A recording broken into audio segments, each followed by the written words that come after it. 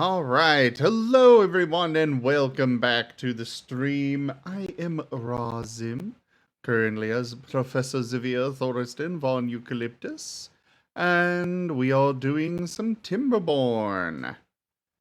Let's see if our beavers go on a map-wide journey for no reason again.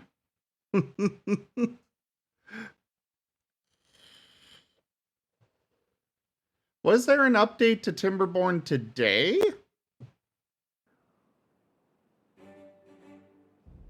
No, the professor is not third or anything like that, Karma.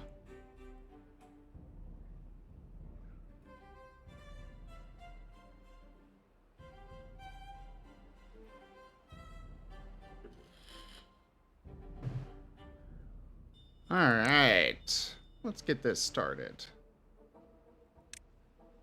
I actually don't want these here.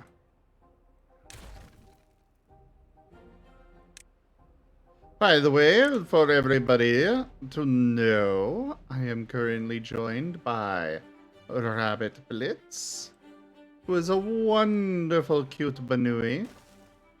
That is factually a lie. As well as Rygon Plays.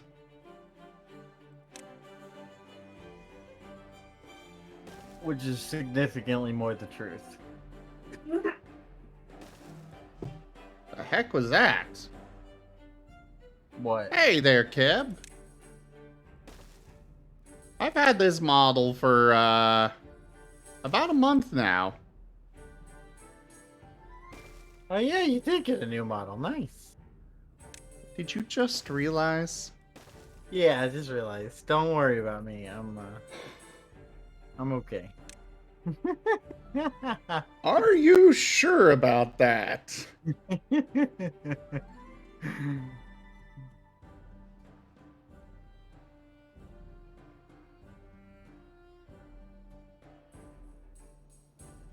Alright, we'll see how far beavers will actually harvest this stuff.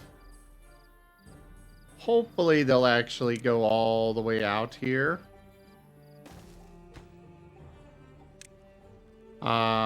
Because this is where I want to put my next district center. But we gotta see how far my beavers will actually build this bridge out to there. We need to start getting some metal production going.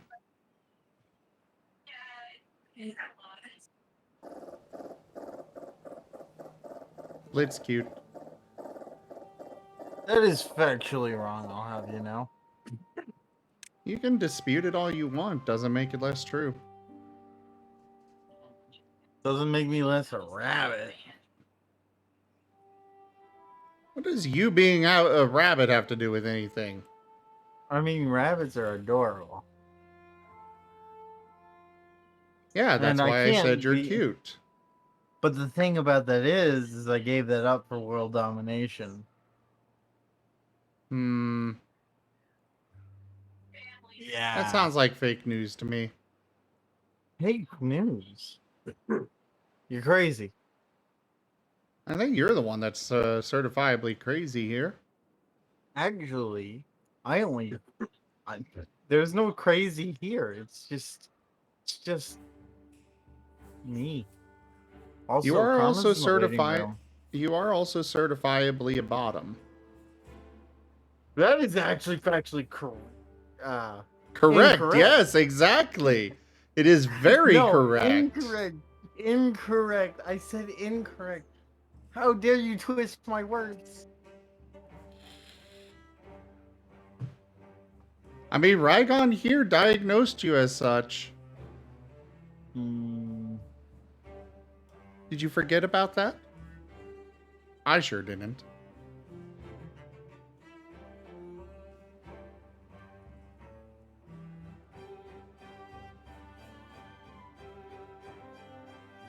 Hello there, Timber.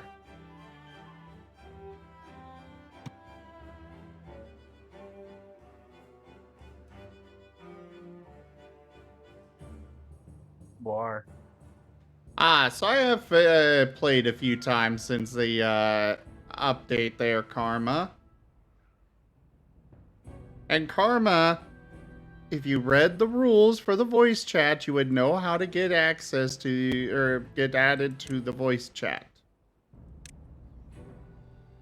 I have to keep everybody to the same standards here.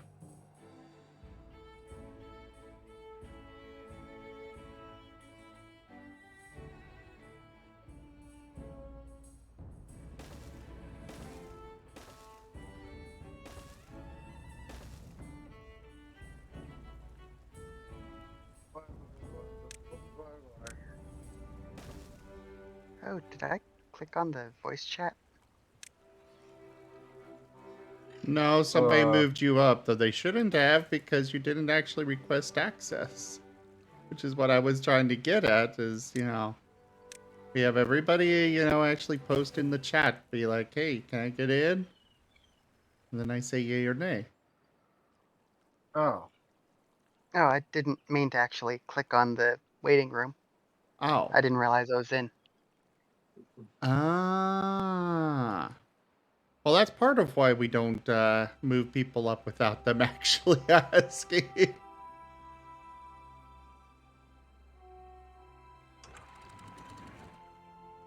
And Blitz, you are fine to jump in. You've been given the role and stuff.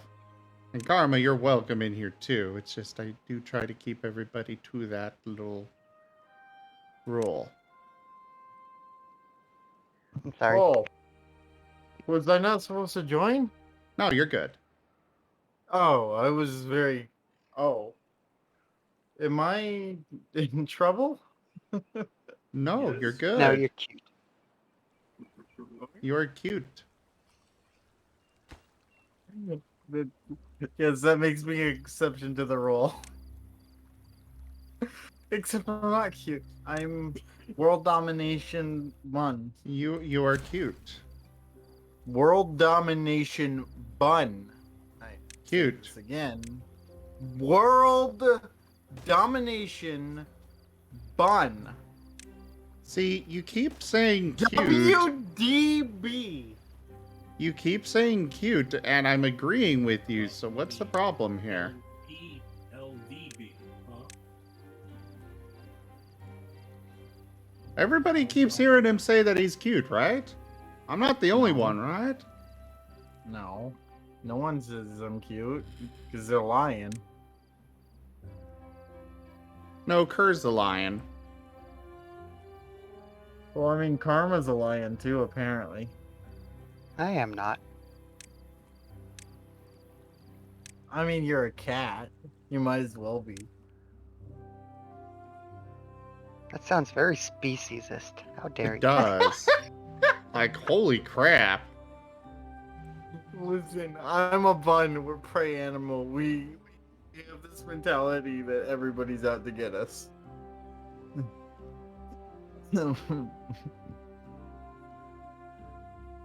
Very speciesist. Wow. Wow. I see you're pulling the race card now. Okay. No, Or I'm species playing the card. speciesist. I'm calling If it I'm like I following see it. this line of logic, that would mean that you're claiming everyone wants to eat you. Wait, that's an option? That's not. No. It's never been an option. I don't know, I'm feeling pretty hungry. Oh my goodness. I You am on a guys are diet, so I'm very hungry. Oh my goodness. Then you should eat rabbits. I should eat rabbits. No, I said you shouldn't. Should not.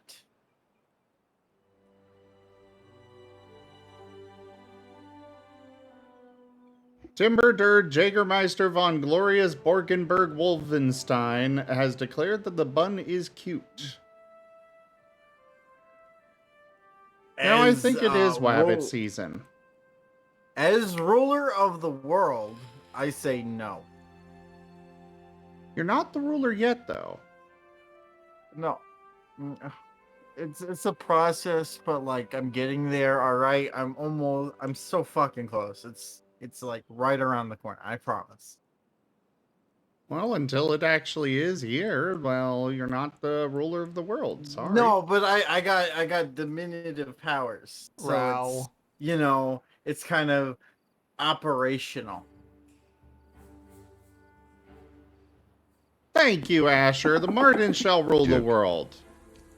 That's in fact you are that's a funny joke. That's funny. That's real funny.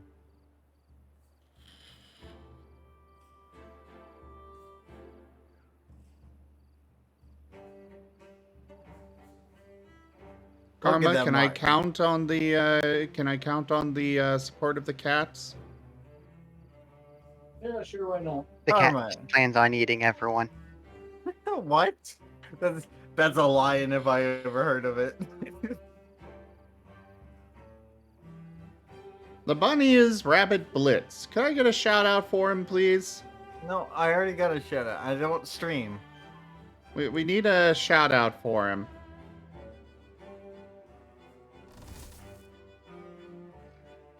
The kitty is Karma. A duke. I duked once. It fucked me over. Yes, you became Marten. Vast For a superior. very, very brief amount of time. About 6 months.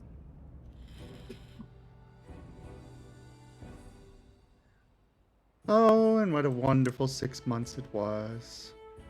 I'm not even sure it was 6 months. Oh my goodness. I don't It's even okay, stream. Asher. Yes, you Chris- do stream. Chris is my enemy. Chris is lovely, but Chris is a my very good enemy. boy. Chris is my enemy. I will bite your ear. No, don't do that. That's bad. Do you know how sensitive our ears are? I will bite on it and give it Oh nice my little goodness. nipples. What do you do Just from the this, huh? base all the way up to the top. Oh my goodness. Oh my goodness. There's no reason to bite on a bunny's ear. Oh my. They're just love nibbles. That's all. This is how cats You're groom. precious. They lick and then they bite and then they lick some more. Rabbits do the same, sort of. Rabbits are just another version of cat that are better.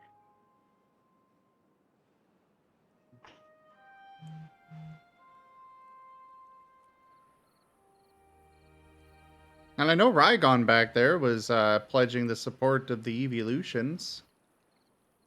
Yeah, but that's not really martens or rabbits, so No, but they support the Martens. no. Nah, you have to get more votes than just one. Chris Hobbs, as another representative of the Evolution Nation, do you side with me or Banui? Remember, Chris, we're friends. Remember the one that just called you a good boy and the one that said you were his enemy? Right, but we're good. We're good. Oh my goodness. That's factually false. Cats You are not. did, in fact. That's not what I'm calling false. I did say an enemy. An enemy of the state, that's sure. Sure. You guys are fucking precious. You know that? I love you all. You are wonderful too.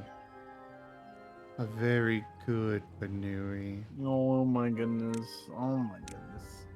I know I'm a good bunny. Why you need to say that, huh? Why what's the compelling argument here?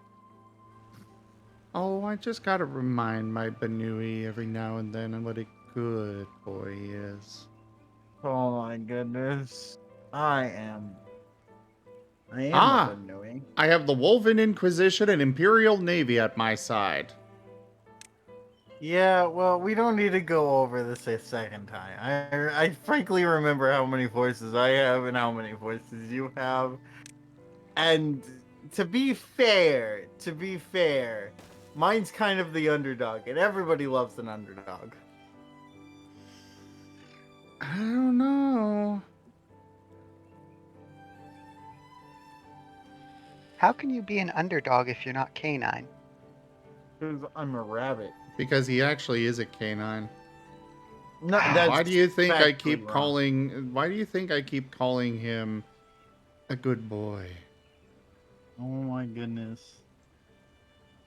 Because I'm not. I'm a bun. I'm a banui. I'm the under bunny. Yeah. Absolutely. I'm an under bunny. Absolutely.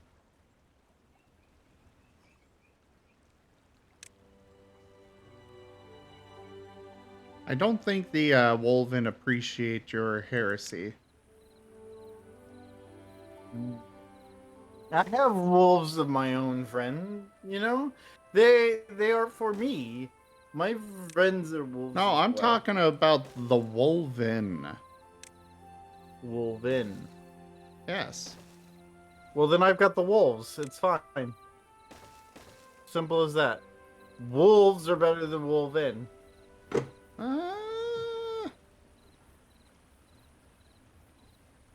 I don't know. We got Wolf Mage here saying that they're pledging support to me.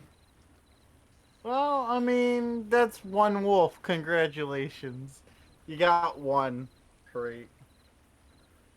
I've also got dragons.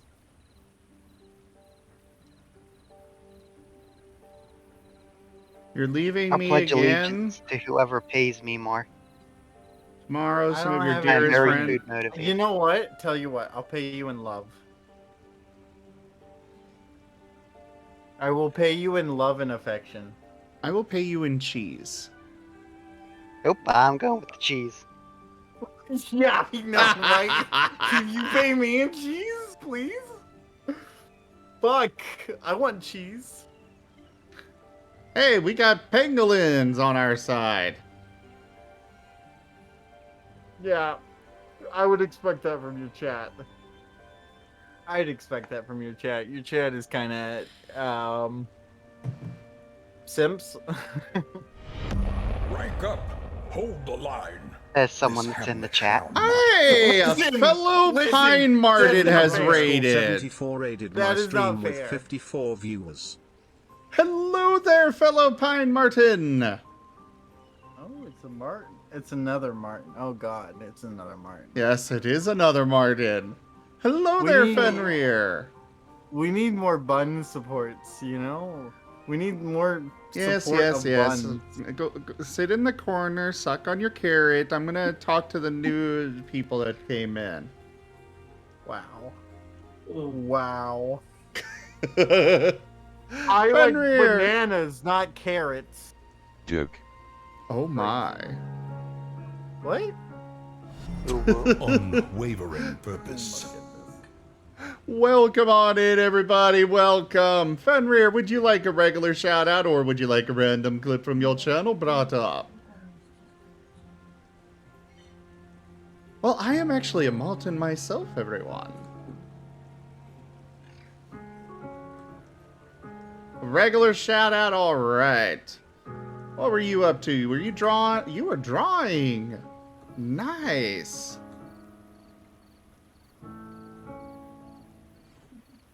Well, welcome in, everybody. I am Rawzim. We do variety gaming here, all manner of things. Right now, we are doing some Timberborn.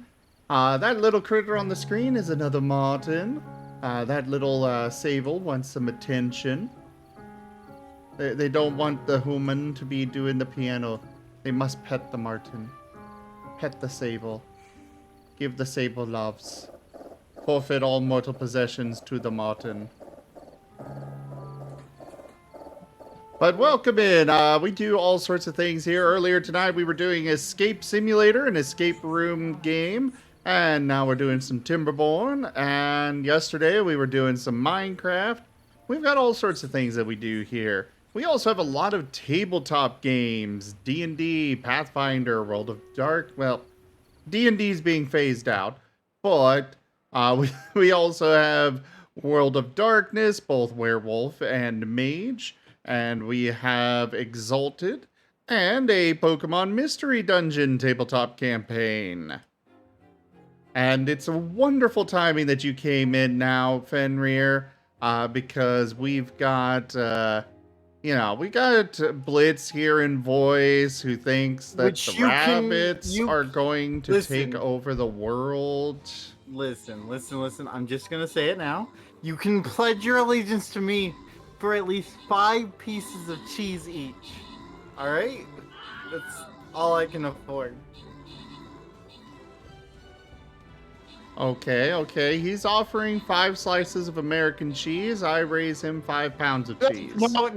Regular, no. good old Not regular, cheddar cheese. not regular. No, I don't like American. I would never feed my fucking troops. I would never feed my troops American cheese. Unwavering Pepper jack. purpose. Pepper jack is fair game. Oh, Cam the Jackrabbit, thank you very much for that follow. Welcome and thank you for your support.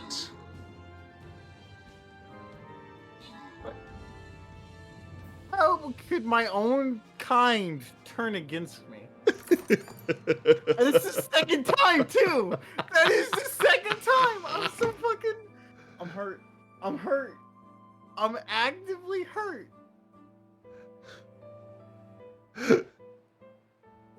Oh my goodness. Let's see. Rabbits, I need you. You can't just be turning over to the Martens. They're just gonna eat you. Yeah, Fenrir, there's a lot of controversy going on with D&D right now. Let's see. We've also got Vend. Hello there. Sorry, I only do clips if the streamer requests it. Redacted Otter. Hello. Yeah. Void Lord, welcome. Sven, thank you for that follow. Scrytunes, hello. Fried curry rice. Ooh, that sounds so good.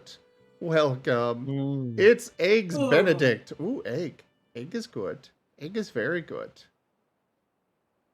We got Dance Punk Dragon, Funs64, Cosmic Cuttlefish, and I think that's everybody that's new that has spoken up so far. Seriously, thank you so much for sharing your community with me, Fenrir, and welcome in, everybody. By the way, Fenrir, if you've got any art you'd like to share, by all means, send it to me on the Discord. Or send it to me on Discord, and I would be very, very pleased to share it. I also might want to commission you at some point, so I want prices too.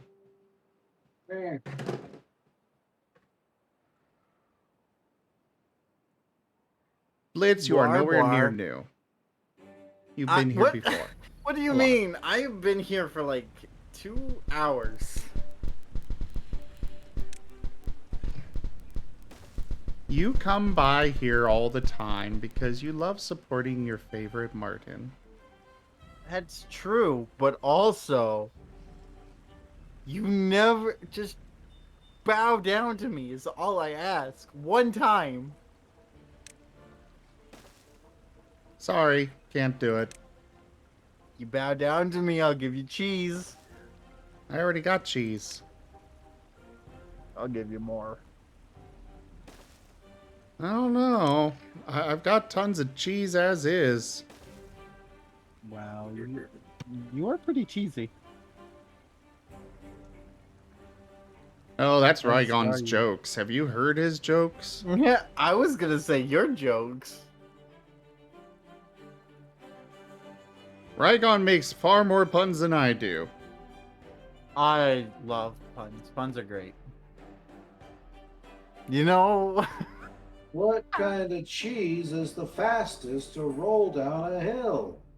I really was a hair away from saying, I don't It's know. Asiago. Ah. Oh my. And that is Rygon in the background, everybody. Meh. He is currently laying down. And if you all give him lots of, if you guys give him motivation, I'm sure he would be happy to read for us. And Rygon's got Yeah. a fantastic voice for it. Oh. Yeah, I can do a chapter or two, but I do think I need some incentive. Well, can I get a shout out for Rygon? Somebody go follow him. Several of you go follow him. He is fantastic. You guys are precious. Also, you should probably change to just chatting, Rygon. Yourselves can do that for me. Ah. Well, Kindle is saying they're going to unfollow to follow again 5 times. I don't think Twitch allows that. Actually, I messed with a couple of friends with that. Yeah, you just wait a month. Not even a month. So stream elements and such actually do not spam the notifications. They recognize if somebody's followed and how recently they unfollowed and stuff, and they don't play the sound effect and stuff again. Right. However, the VTuber Plus, the program we use for the model, at first it did Right. not do that. Oh, that's beautiful. And so I was abusing the heck out of that on one of my friends, making him try to figure out why the hell his thing kept breaking because it kept doing the rainbow and stuff on him. He's like, why is this happening? And I'm just sitting here cackling maniacally because I know exactly what's going on. So, all those who pledge loyalty to me get at least 5 pieces of pepper jack cheese. Like real cheese too, not like that fake shit. All right, Fenrir, but I do want to see your art. So make sure you get that to me. But I hope you sleep well, and thank you again for sharing your community with me. Awesome. Yeah. Just Rygon, pledge your loyalty to me. Rygon, What's up?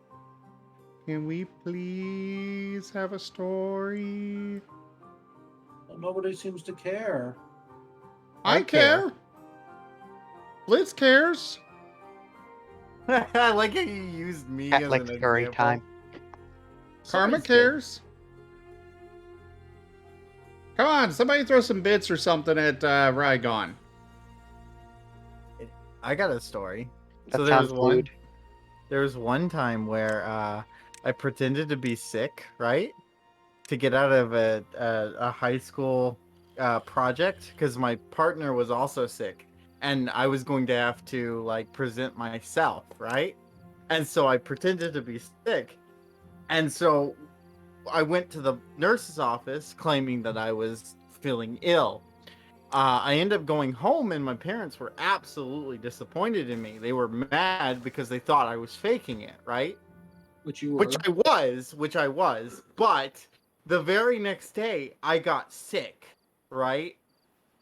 And my parents apologized to me for accusing me of faking it, which was great. But also, I was sick. Somebody just put in gift subs. All right, I guess I gotta get up. Timber, thank you for the gift subs to Rygon. There you go. That's incentive. Yeah, that's Okay. good incentive. So now we all get to have story time with Rygon. During this time, I won't be really responding to chat on voice once he gets started here. And we'll be quiet here on voice to let him read. And it is such a treat, everyone. Trust me on that. Rygon is incredible. Rygon is love. Rygon is life.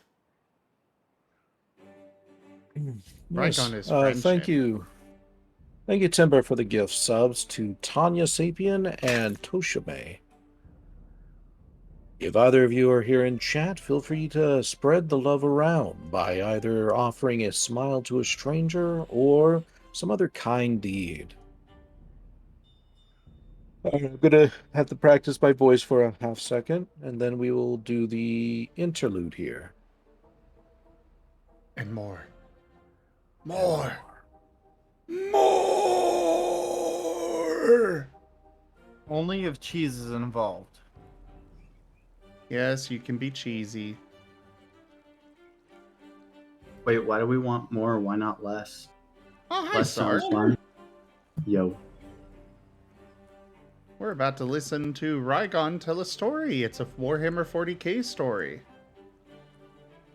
Yep, I'm just looking for some vocal warm-ups here.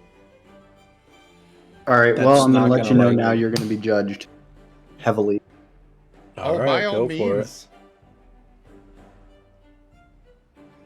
To sit in totally solemn gonna silence cry. in a dull, dark dock, in a Pestelian prison with a lifelong lock, awaiting the sensation of a short, sharp shock from a cheap and chippy chopper on a big black block.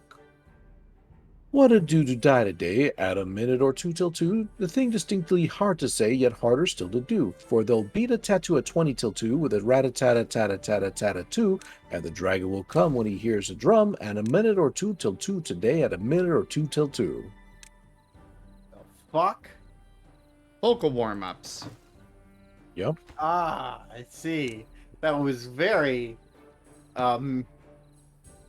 musical. Yeah, they tend to be. It's good. All right, last one, and then I can get going. Betty Potter bought a butter with, but she said the butter's bitter. If I put it in my batter, it will make my batter bitter. But a bit of better butter, that would make my batter better. So Betty bought a bit of better butter, better than her bitter butter, and she put it in her bitter batter and made her bitter batter a bit better. All righty, let's go ahead and begin. I'm going to go get All my right. sound effects. So again, everybody, we will be quiet here and let Rygon tell the story. Yep. At the end of each chapter or interlude or what have you, I do allow a brief moment of time for people to just like talk or say thank you for things. So if you wish to like say tip or anything, that'll be the time to do it. Get your pocketbooks ready.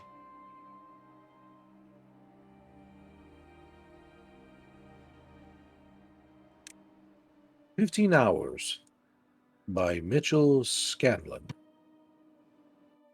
Interlude. As above, so below.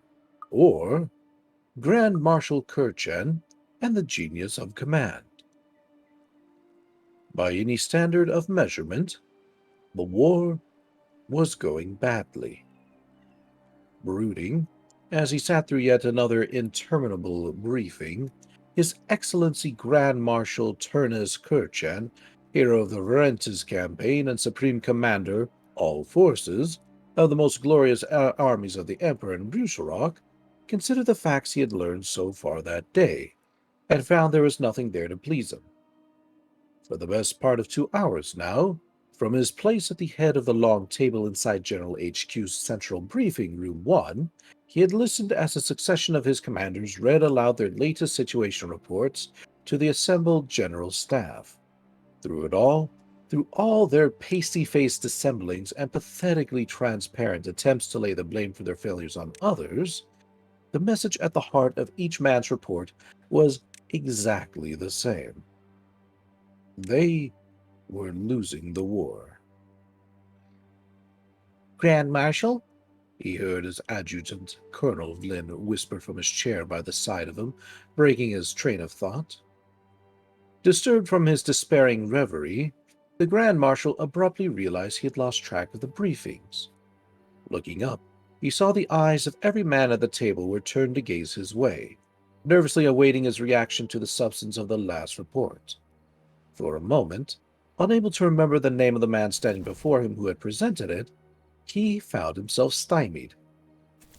Yes, good, very good," Gurjan harumphed, then floundered. Most cogent and concise, and excellent analysis, General, Doshan, Flynn said, sotto voce, raising a sheath of papers in front of his mouth to hide the words as he spoke them. Yes, General Dushan, the Grand Marshal said, inclining his head toward the officer in question and giving him a curt nod by way of encouragement. Your grasp of the situation is to be commended. Clearly relieved, his face all but beaming at the praise, the ferret-faced Dushan puffed out his chest with pride and bent forward in a low bow in grateful acknowledgment before taking his seat once more.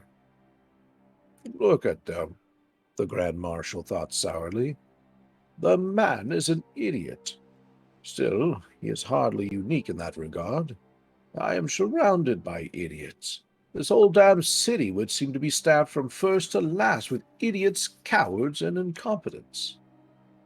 Briefly, the Grand Marshal idly wondered whether it might not be better to make an example of Dushan, to denounce him here and now, and order him taken away to stand court-martial on charges of incompetence. That might put the fear of the Emperor into the rest of them for a while, he thought. Force them to buck their ideas up for fear that he'd be facing more of the same themselves.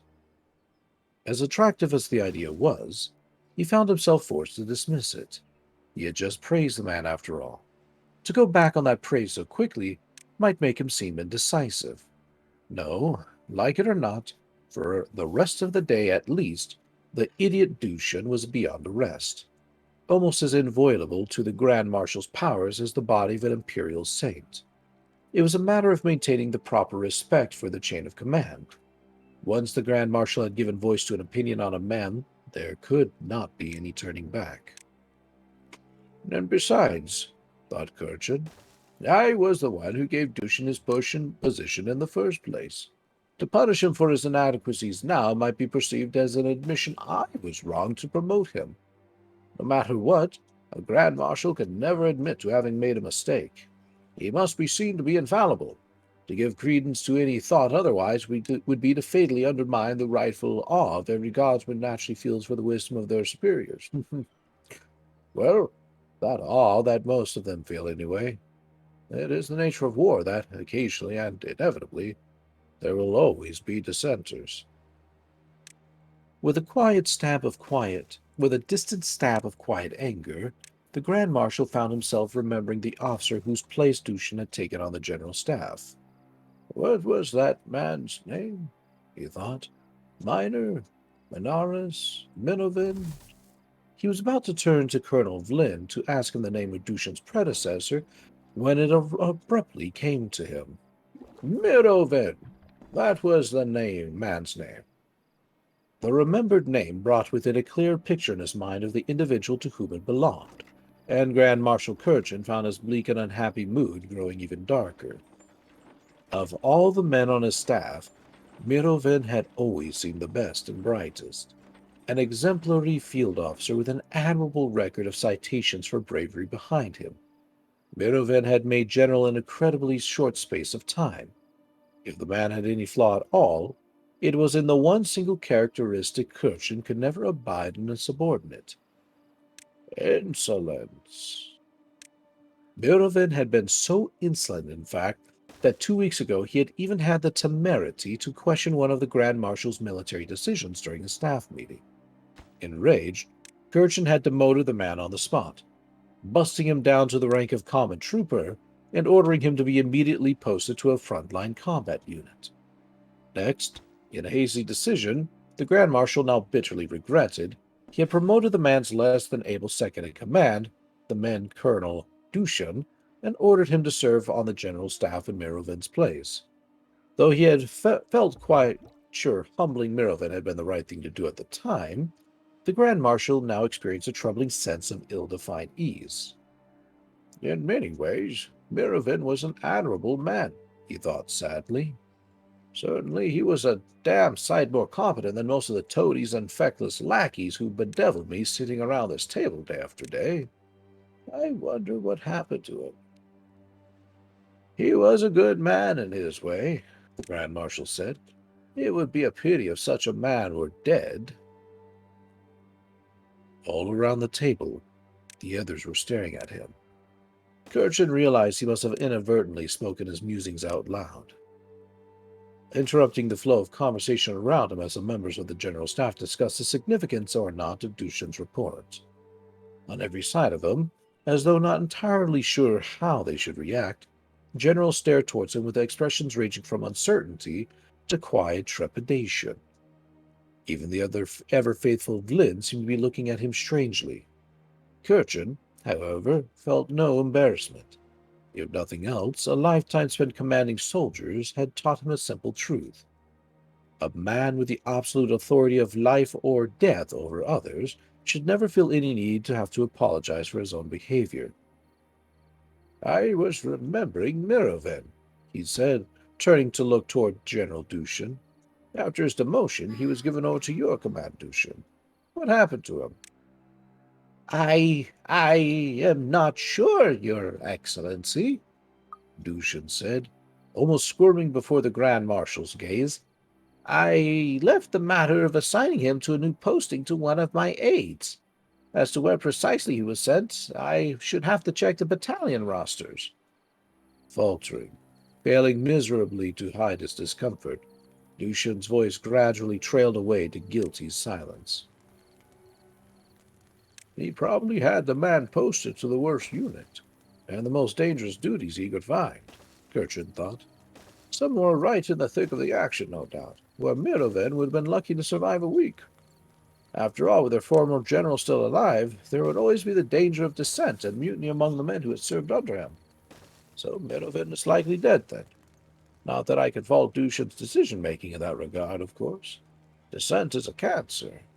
If I had been in his position, I would have done the same myself." Then, looking at the eyes of the men seated around him, the Grand Marshal realized his mention of Miroven's name had apparently had an entirely unforeseen consequence. Every man there seemed in the grip of the same queasy discomfort as Dushan, as though the recollection of Miroven's sudden fall from grace had spooked them. Watching them, the Grand Marshal began to understand he had quite inadvertently achieved his original purpose. Mentioning Miroven did the trick, he thought. That seems to have put the fear of the Emperor in them all right. Not for the first time, Kirchen was left dazzled by the extent of his own genius when it came to motivating the men under his command. "I didn't even realize I was doing it," he thought, "and yet still, by some happy accident, I seem to have created exactly the effect I wanted. No, not an accident. Unconsciously or not, the fact I achieved my aim means I must have intended to do so all along. There are no accidents when one is a Grand Marshal." Then, making the effort to summon his most carefully unreadable sinister half-smile, the Grand Marshal spoke to Dushan once more. "No matter, Dushan," he said, noting with satisfaction that the man seemed little reassured by his manner. "It was simply an idle thought, nothing more. Now on to other matters. Colonel Vlin, who is scheduled to give the next briefing?"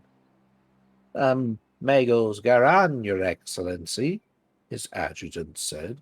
"He wishes to advise us on the monthly production figures from the city's munitions manufactorums."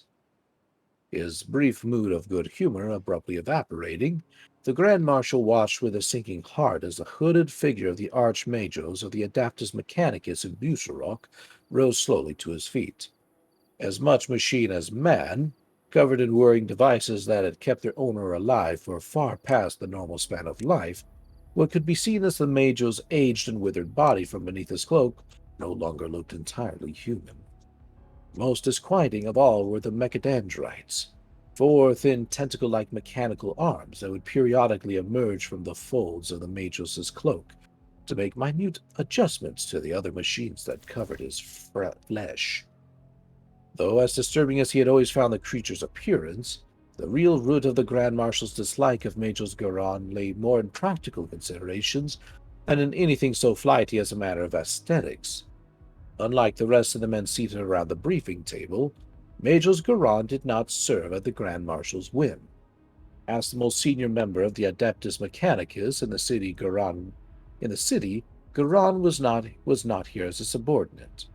Without the machine adepts to keep the city's manufactorums working, the Grand Marshal would have no munitions for his troop.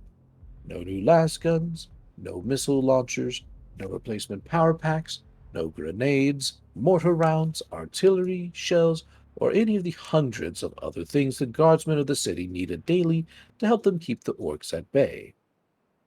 As such, the Grand Marshal found himself forced to deal with Majors Garan as though he was a representative of some foreign power, a man to be negotiated and entreated with, but never commanded, an equal, not an inferior. Not being by inclination a man much given to the subtle intricacies of diplomacy, Kirchan had long found dealing with the haughty Majors to be a difficult burden to bear. In the last 30 days, the productivity of the city's manufactorums has fallen by a figure of 4.34%. The Major said in a dry, monotone voice. Apparently so long past remembering what it was like to be human, he made no attempt to leaven the bad news as he delivered it.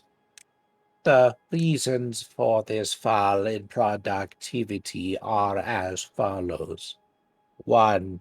The loss of 5 manufactorums in Sector 149, when the sector in the question was partially overrun by the orcs. 2. The destruction of another manufactorum in Sector 137 by an orc raiding party who had gained entrance past the city's defensive parameters by unknown means. 3. Damage to a further 15 manufactorums in sectors 122 through 125, caused by the orcs' long-range artillery. 4. Further damage to 3 of the same manufactorums caused by Gretchen's squad suicide bombers. 5. The slowness of repair to these facilities caused by a chronic lack of qualified personnel. 6.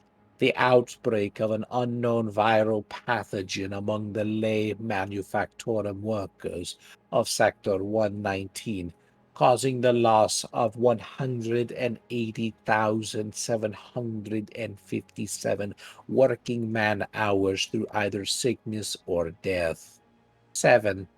The loss of 162,983 working man-hours caused through civil unrest occasioned by food shortages among the lay manufactorum workers of Sector 132.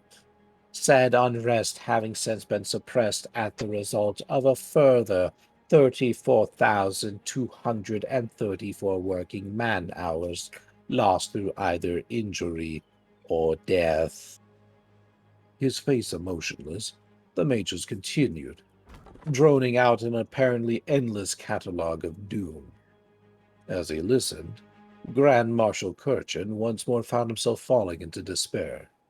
According to his strategic calculations, the battle for Bucharok should have been won weeks, if not months ago.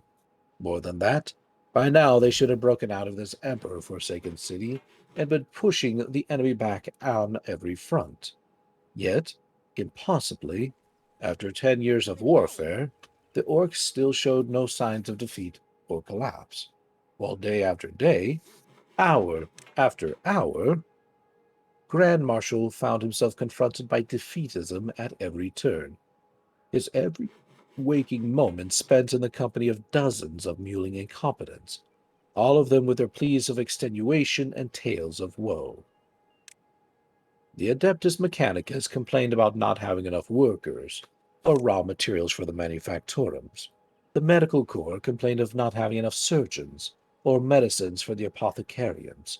The militia authorities he had placed in command of the civilian infrastructure complained of not having the resources to provide enough food or clean water for the city's population. Worst of all, his own generals complained of not having enough men, or arms, or artillery support, or any other damn thing. Complaint after damn complaint. All the while, the Grand Marshal knew all these complaints for what they truly were. Excuses.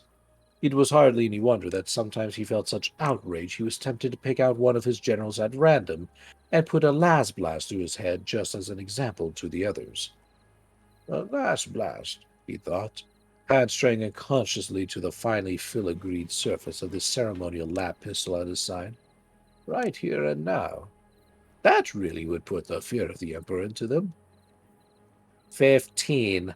The loss of 38,964 working man-hours through reason of power shortages in sectors 142 through 147. The Majors droned relentlessly on, his mechadendrites still attending to the machines of his body as though with a life of their own. 16. The loss of a manufactorum to explosion in Sector 126. Said explosion believed to have been caused by a malfunction in an incorrectly fitted power conduit. 17. And on, and on, and on. Seeking relief from the depressing tedium of the Major's report, hearing the sound of a door opening behind him, the Grand Marshal turned his head enough to the side to watch from the corner of his eye as one of Lynn's aides stepped into the briefing room from the anteroom outside. Holding a data slate, the aide advanced to the table to hand it to Colonel Lynn before saluting and smartly turning on his heel to march away. Pressing the display stud to bring up the report stored in the data slate, Lynn studied it for a full minute. Then, his face visibly growing pale, he raised his eyes to look uneasily toward the Grand Marshal. "What is it, Lynn?" Kirchen asked as, from further down the table, the Major's briefing continued inexorably.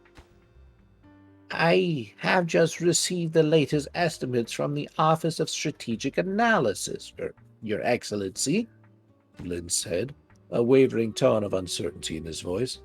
"But there must be some mistake." Let me see it," the Grand Marshal said, holding his hand out for Lynn to give him the data slate. For a moment, as though unsure whether he should surrender it, Lynn hesitated. Then, the habits of obedience ingrained by 15 years in the Grand Marshal's service proving too strong to resist, he reluctantly complied. Curious as to what could have so unnerved his adjutant, Kirchen took the data slate and skimmed through the report to see for himself. At first glance, it seemed no more than Vlin had said, another dry analysis of facts and figures from the number crunchers in the OSA, at least until the Grand Marshal happened to look at the report's conclusions. "Damnation!" he roared. Incensed, before he even knew what he was doing, the Grand Marshal had thrown the data slate away in a rage, flinging it across the room to smash against the wall in a crash of breaking plexiglass, as its display screen shattered. Stunned by his outburst, mouth gaping open and idiot expressions of surprise, the men around the table stood frozen in shock. Even Major Garan was not immune, his mechadendrites becoming suddenly motionless. He paused in his report and stood gazing at Kirchen as though unsure how best to react. All of them silently staring at the Grand Marshal with wary expressions, whose combined meanings were almost palpably clear. "They think I have turned into a madman," Kirchen thought. The storm of his anger having subsided immediately, he had vented his rage against the helpless data slate. "The old man is losing it. That is what they are all telling themselves." "Leave me," he said quietly, his face a mask, his mind feeling suddenly tired and no longer willing to see the looks in their eyes. "Leave me," he directed. "All of you, get out of here now." Cowed, heads bent so as to not meet his gaze, the members of the general staff stood, bowed to him, and filed from the room in an uneasy silence. All except Vlin. Treading cautiously over to the fallen data slate while the others went to the door, the adjutant picked it up and made it take it with him. "Leave it, Vlin," the Grand Marshal said. "Put it on the table, then get out with the rest of them." Soon he was alone. The mammoth expanse of the briefing room seemed desolate and empty about him now it was deserted. Grand Marshal Kirchen began to wonder if he perhaps should have held himself better in check. Generals were by their nature inveterate gossips. Within the hour, news of his outburst would be known throughout General Headquarters. By tomorrow, it would likely be known across the city. In these trying times, even a Grand Marshal must be careful. Whatever the rules and regulations of the Imperial Guard might say to the contrary, as the commanding officer of a besieged city, his position was precarious. Idle gossip about the data slate incident could easily lead to discussions about the state of his mental health. Discussions that in turn might undermine his authority, creating fertile soil in which the twin ugly flowers of dissent and mutiny could grow. He was not afraid. Experience had taught him there was always one sure way for a Grand Marshal to maintain order. "It is time for another purge," he thought. "Tonight I will tell Vlin to contact the commissariat and have them send over a list of anyone above the rank of Major they suspect of disloyalty. A few show trials and shootings should nip any problems in the bud in that regard. And while we're at it, I'll tell Vlin to add Dushan to the list. Yes, another purge. That is exactly what is needed here." Calm and satisfied now, he turned his attention back to the object that originally provoked his displeasure. Lifting the data slate from its position on the table where Vlin had left it, the Grand Marshal looked again at the words and graphs of the report still visible on the shattered surface of its display screen. The findings of the report were bleak. Based on current estimates of orc birth rates and the rate of attrition of men and material inside the city, it concluded Busharok could only survive another 6 months at most. 6 months, the Grand Marshal thought grimly. I shall have to remember to tell Vlin to add the name of whatever traitor compiled this report to the list as well. Imagine claiming this city has only 6 months left to live, when any fool knows the siege is on the verge of crumbling, and victory is within our grasp. Mentally making another note to himself to have the report suppressed, Kirchen tossed the data slate away and sat in silence for several minutes. Feeling weighed down by the heavy burden of responsibility on his shoulders, his brooding mood of earlier returned. I am assailed on all sides by troubles, he thought. Bad enough after a long and glorious career for a man to find himself shunted to a sideshow war on a planet of no importance. Worse, to then be condemned to a long siege with no prospect of relief from other sources. But it does not matter. The genius that won me my battles in the past has not deserted me. I am still a great leader, and my plan is sound. Soon I will break this siege and reclaim this planet for the Emperor. When I do, the fools among the Lord General's militant responsible for sidelining me to this awful place will find themselves embarrassed to see me celebrated and revered for all my victories. But I am the Grand Marshal Turnus Kirchen. I am still in control of my own destiny. I will win this war, and, soon enough, I'll be able to add the name Hero of Brusharok to all my different titles. I will not allow matters here to go any other way. Then, noticing a single page sitting alone among the flotsam spread of maps and documents lying across the table, the Grand Marshal saw something there that excited his interest. It was the latest edition of the Veritas, the city's twice-daily newsletter, and, as so often in the past when he felt weighed down by all his troubles, the Grand Marshal turned to the newsletter in the hope of comfort. Orcs defeated in Sector 113, the headline read. Jumel 14th victorious. Yes, he thought, reading the story written below it. It doesn't matter what the others say. Here is the proof that I was right all along. The proof of impending victory, and the proof my battle plans are sound. We are winning victories. We are defeating the orcs. We are winning this war. It says so right here in the news. End interlude. So, Sark, what is your judgment?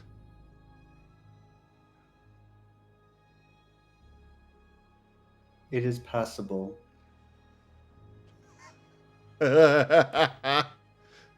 Oh, you can admit it. It's damn great.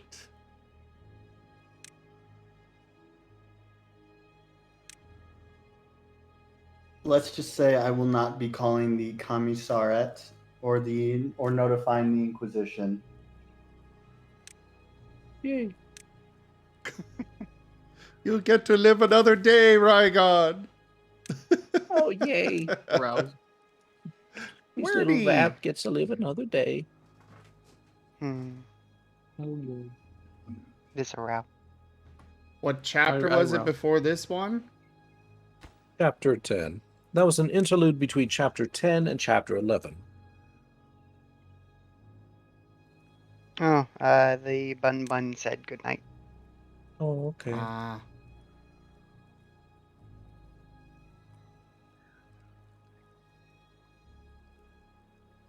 Actually, I think I'm gonna get some rest too. It's getting, well, past late and getting into early again. All right. However, Sleep well. Rygon, it seems that Milkshake enjoyed it, so therefore I will have to average out the 2 scores. Who's Milkshake? My Who's? cat. Ah, your cat. I'm glad your cat enjoyed my story of a general losing his dang mind.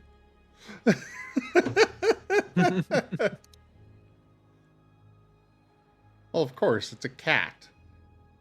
They're evil Yeah. incarnate.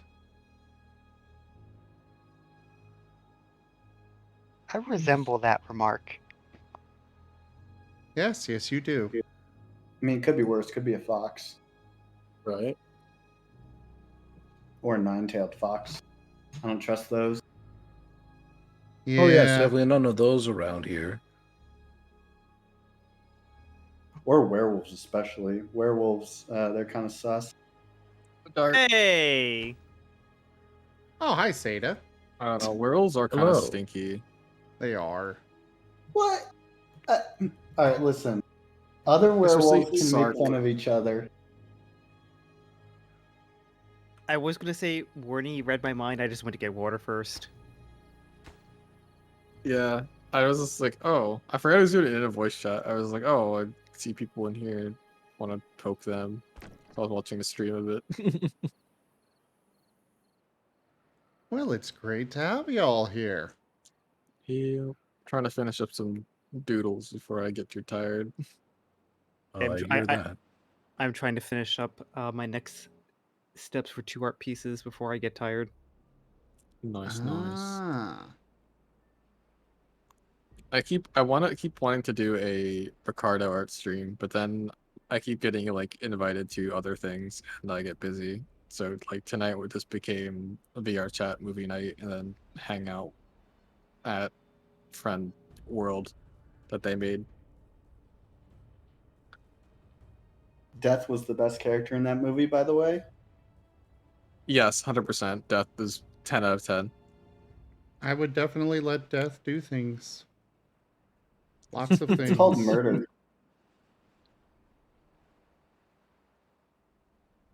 Nah.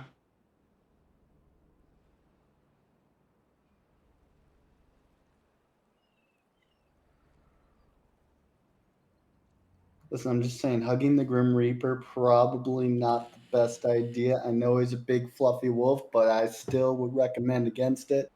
I would as well. I'll take my chances. I mean, I hug Seda, and nothing bad comes of that. Yeah, but Seda isn't literally death. I'm sure Seda could be if he wanted. Okay, okay. Okay, no. Not he all can't. big fluffy werewolves are things that you can hug. Some of them you really shouldn't hug. I I'm mean, gonna hug Sark. I would definitely avoid some noodle dragon hugs, depending upon the size of the noodle dragon. That might not work out for well for you. Okay, remember when I said certain werewolves you shouldn't hug? Sark is probably one of them. Too bad. He might do the stabby.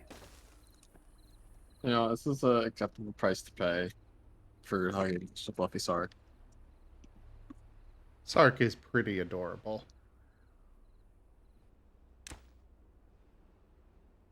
Wait, you're saying a sickle in the back is okay?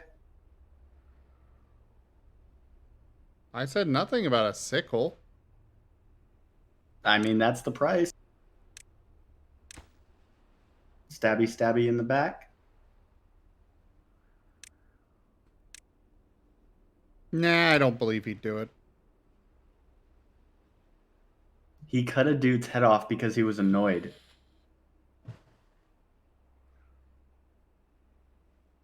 Like, clean off. You were there. He's just adorable.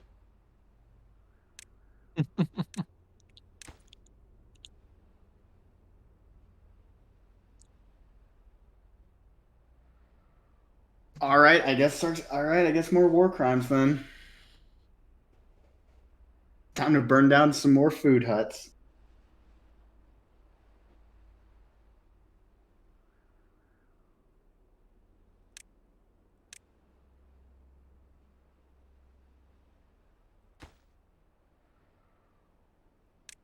By the way, Zim, this is how Sark gets his villain arc. You keep calling him cute, and in order to prove that he's not cute or not fluffy or not adorable, he keeps just doing more and more heinous things. I don't know. I have seen art where animals are doing very terrible things, but also done in a very cute art style. Mm-hmm. I could absolutely see Sark being like, "Fine, you think I'm not evil?" And he goes and lops off somebody's head, and it turns out that they ran an orphanage and they were super abusive to the poor little children, and everybody praises him as a hero. And then I can absolutely Sark see tries Sark to be be like, like- "No, I'm evil! I'm evil!"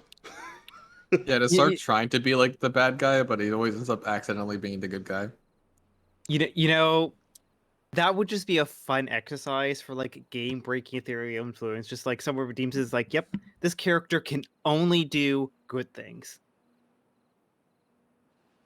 Character goes and like burns down the rainforest, and like the rangers come up like, oh my goodness, like that wood was all diseased. You just saved the entire region.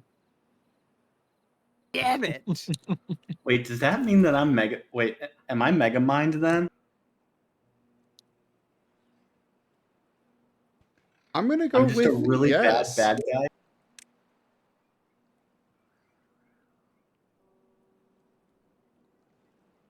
I'm gonna go with yes.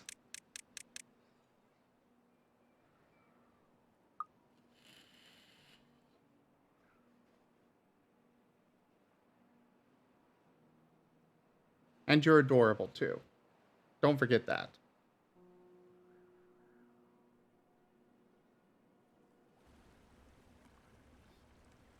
Just like Seda. And Wernimal. Well, And Rygon. You're all heckin' what's up? adorable. Oh, yeah.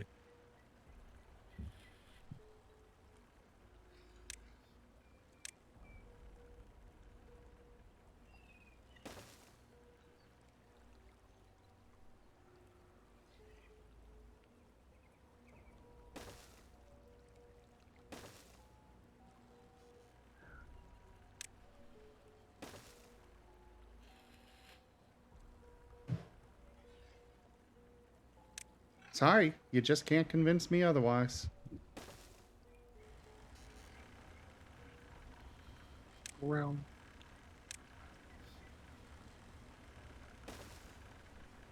And sorry especially to you, Seda. I know you want that evil character card, but I'm sorry you just don't have it in you.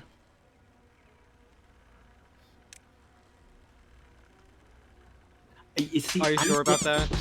I don't get evil vibes from Seda. I'm sure about that. After all, Seda everybody just- keeps... Oh, go ahead. Oh. I was just gonna say, everybody keeps telling me that those are done in love, so, you know. That's just you being adorable. Damn it!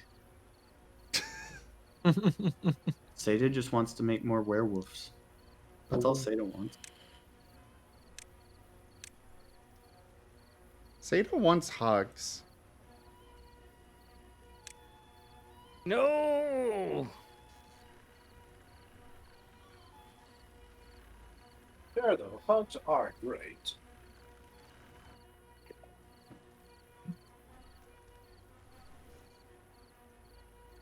I demand art and to be drowned in a pile of plushies. You demand what? Art and to drown in a pile of plushies. Okay, Aw, okay, so whatever you say. cute. You're not helping your case, dude. You're really not. Like, bruh.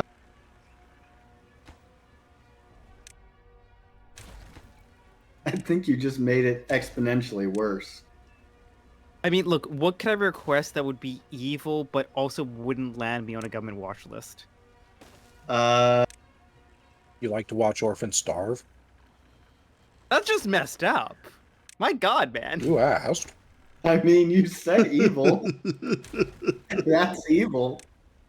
I mean, It's I not going asked to for. land you on a list. I mean, I asked for evil, not heartless. Tomato, tomato. No, evil would be having food just out of reach.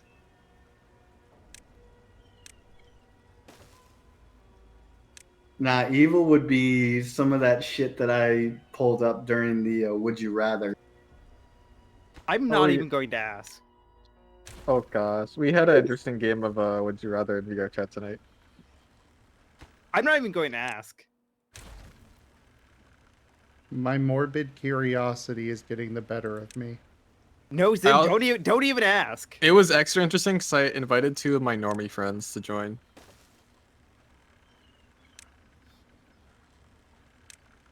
Like 2 of my friends that live in my town IRL that I know.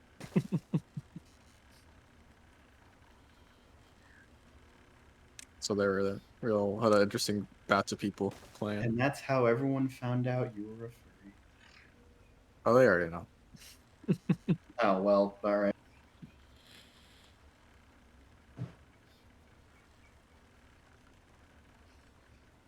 What'd you post in media sharing? Good night, RZ.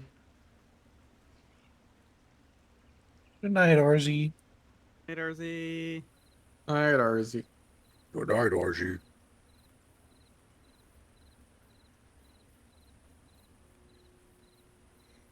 So you all ready for poker roll Saturday? Yeah.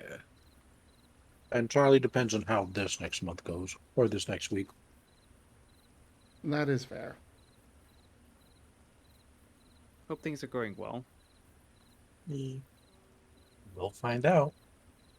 Tomorrow's a new day.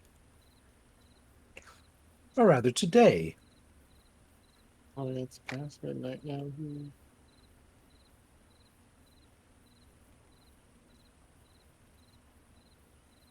Oh, a video from ProZ of a villain who unintentionally always does helpful things. I think I've seen this, but I need to watch it again.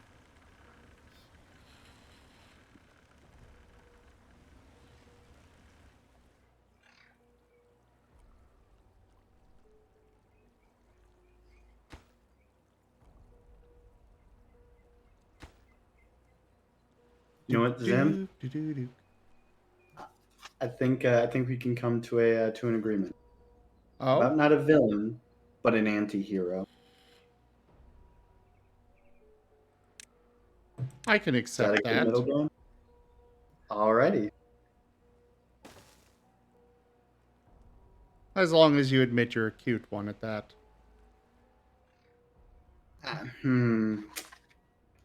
We're gonna need to do some some further negotiations on that. All right, all right. I am willing to go for super cute. That's not how. Do you know how negotiations work? Yes. That's not how they work. Oh, I'm pretty sure it is. In fact, I'm pretty sure that's the opposite.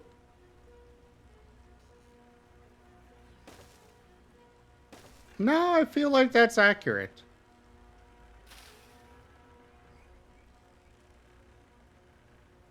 I was about to say Warren will help me out, but I don't think I'm gonna get any help from him. Razio.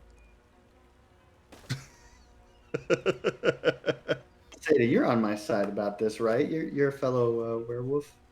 I'm sorry, I was definitely watching the villain video. Can you get me up to speed? All right, so we've decided that I'm an anti-hero, but we're still trying to discuss the whole cuteness factor, and I think that we can come to an agreement On. on whether or not Sark is indeed cute. I say no. Zim Sark says is pretty cute. yes. You are allowed to be incorrect. You know, Sark is puppy. you I know, want a pet. I'm going to administer my highly scientific cuteness test, since I am a scientist after all. Mental thought exercise. On a scale of 1 to 10, how cute would a Sark plushie look? I mean, we don't even know what Sark looks like. That's the thing. There's a headshot. I mean, a headshot's all that we need. We can use theater of the mind. I'll say a 6. He's got a lot of gruffness there you got to get through.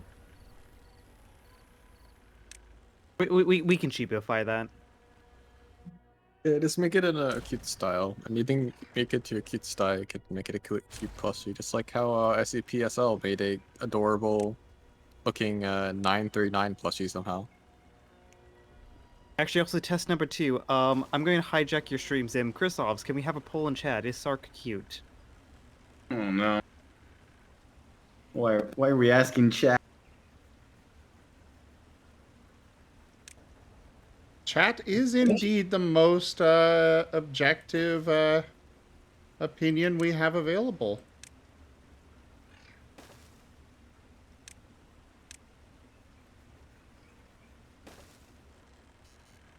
I mean, so is most news agencies. And also, plus, what better way to start my evil characters arc than by commandeering Zim's channel? That's it. Yeah. That's not really evil, though, especially considering the way you're doing it. You got to start somewhere. A prudent choice. Especially when I'm Isn't it- allowing it. You're not really taking it over. But I didn't ask for permission. That's totally evil. No, you asked for permission for a poll from Chris Hobbs. And Lady Fiend, thank you very much for that follow. But I didn't ask you, the streamer. I just went and said, like, Chrisovs, make it so. And I support it being done, so what's your point? That's a slippery slope. Then I start making demands of other things that you don't approve of. Then I say no and it doesn't happen. What if it does? What if it does? It won't. I'm sorry, Seda, but it just, that's not how it's gonna work. I have the evil character arc already going for my character for a long time with the, you know, being a space bounty hunter and all.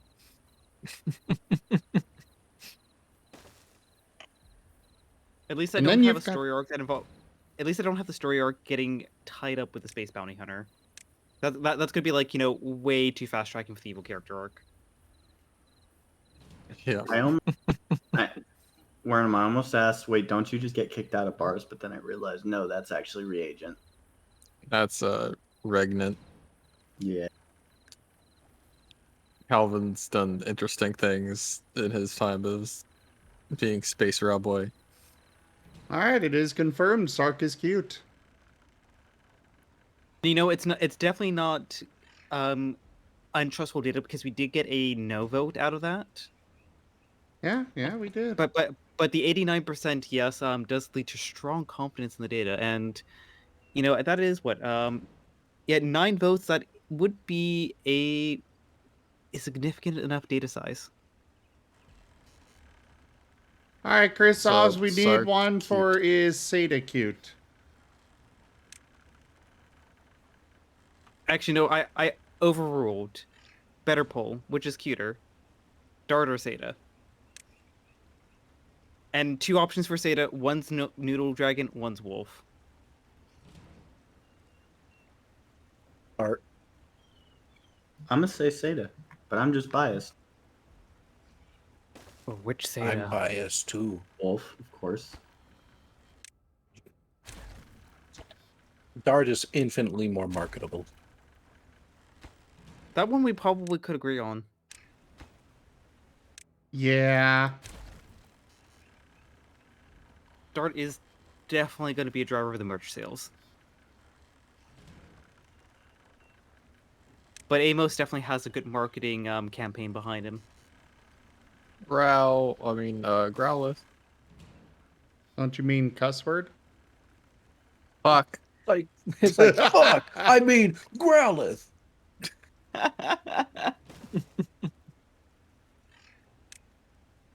I mean, like, who can deny the flaming hot holiday gift this year, the Talk to Me Amos plush? Oh my god. Pull the string. Sounds like some good channel merch ideas soon. Give your mother fluffin' new friend a big old hug squeeze and watch what they'll say. Fuck, I mean Fluff, I mean Growlithe. Amazing.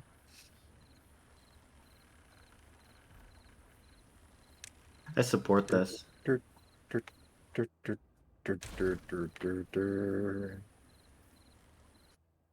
I apologize to chat for giving you ideas of things that will never be. That is truly the most evil character arc of all. No, you see, you had a potential evil character thing there going until you apologized for it. Oh, you can apologize if you're evil. You just have to like do that little cross finger behind your back thing. Look, I may be evil, It's but I'm still Seda, a he's gentleman. not doing it. I may be trying to be evil, but I'm still a gentleman after all.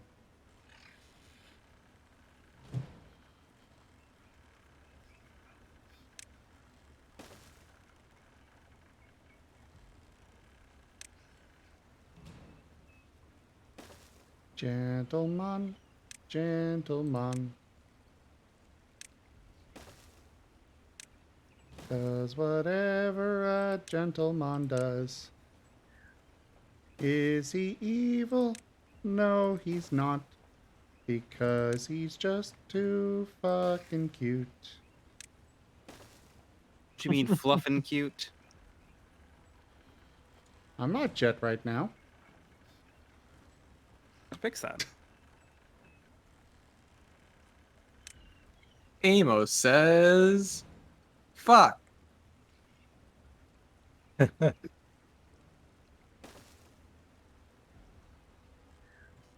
I don't think Pokemon swear.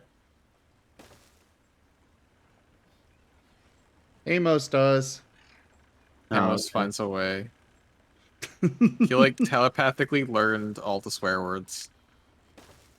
That was just the entire dedication of like a good 15 just memory cards with just nope, you're not gonna get any backstory, you're just gonna learn swear words. Yeah, Just- use a memory card just to learn the word fuck. You just have chat surrounding Amos just shoving swear words at his floof. My god. Who thought it would be a good idea to teach the puppy swear words, but we cannot deny chat their entertainment. It is the will of the chat, after all. Milkshake Tori, if you guys keep fighting, I'm gonna shave you both. Oh my god. Sorry, I had to tell my cats to Aw, stop fighting. cute. Hades. My one Hades, cat was I just don't on have to my take desk, care and I had to of. kick him off my desk. Just gonna knock shit over. Where did the comet go?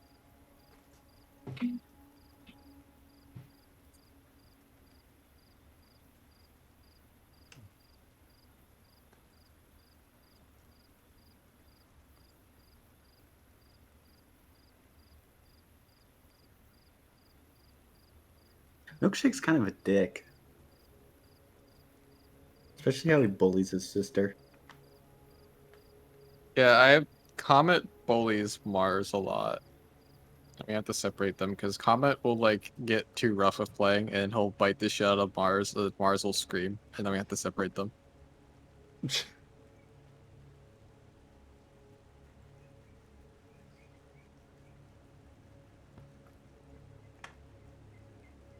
Comet can be like the sweetest cat, but then he can also be a huge asshole. Oh, Lyndon? I know Taldarius is thinking of making the Marten twins, I think it's Scion class. I don't know what to think of it yet. Or no.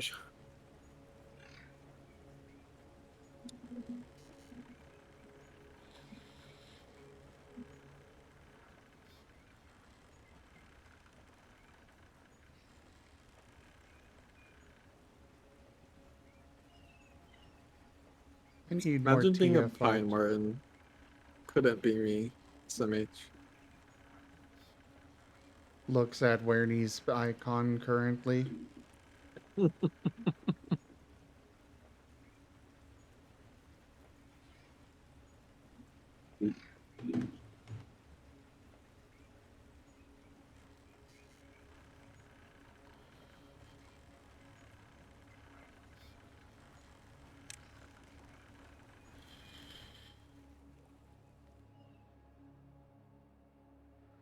So, shall we get another chapter out of you, Rygon? I don't know. Y'all had a conversation for quite a long time. Yeah, It's we were almost letting you 12:20 for me. rest. We were entertaining chat while you rested your voice because we're good friends. The fuck was that noise? What the heck was it?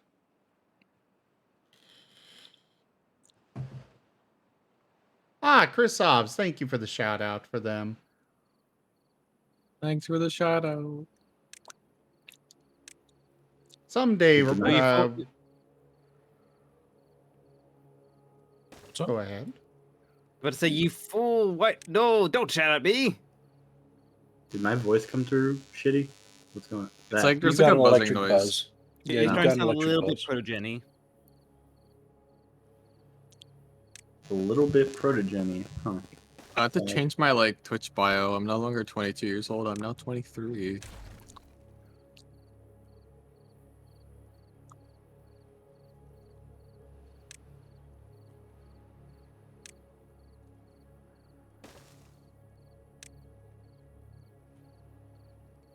Meow. Meow.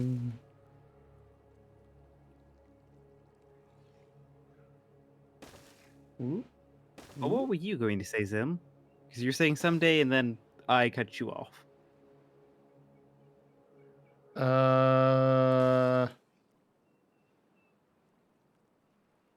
I'll get back to you on that when I remember.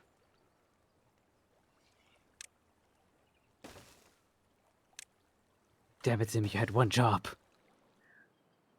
I know. Now through your failures, you have doomed the world.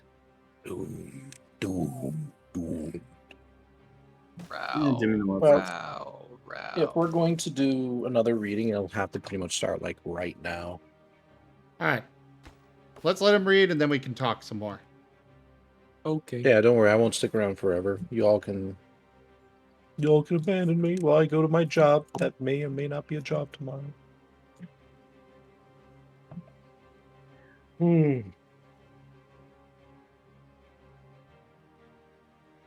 Let me take a drink of water.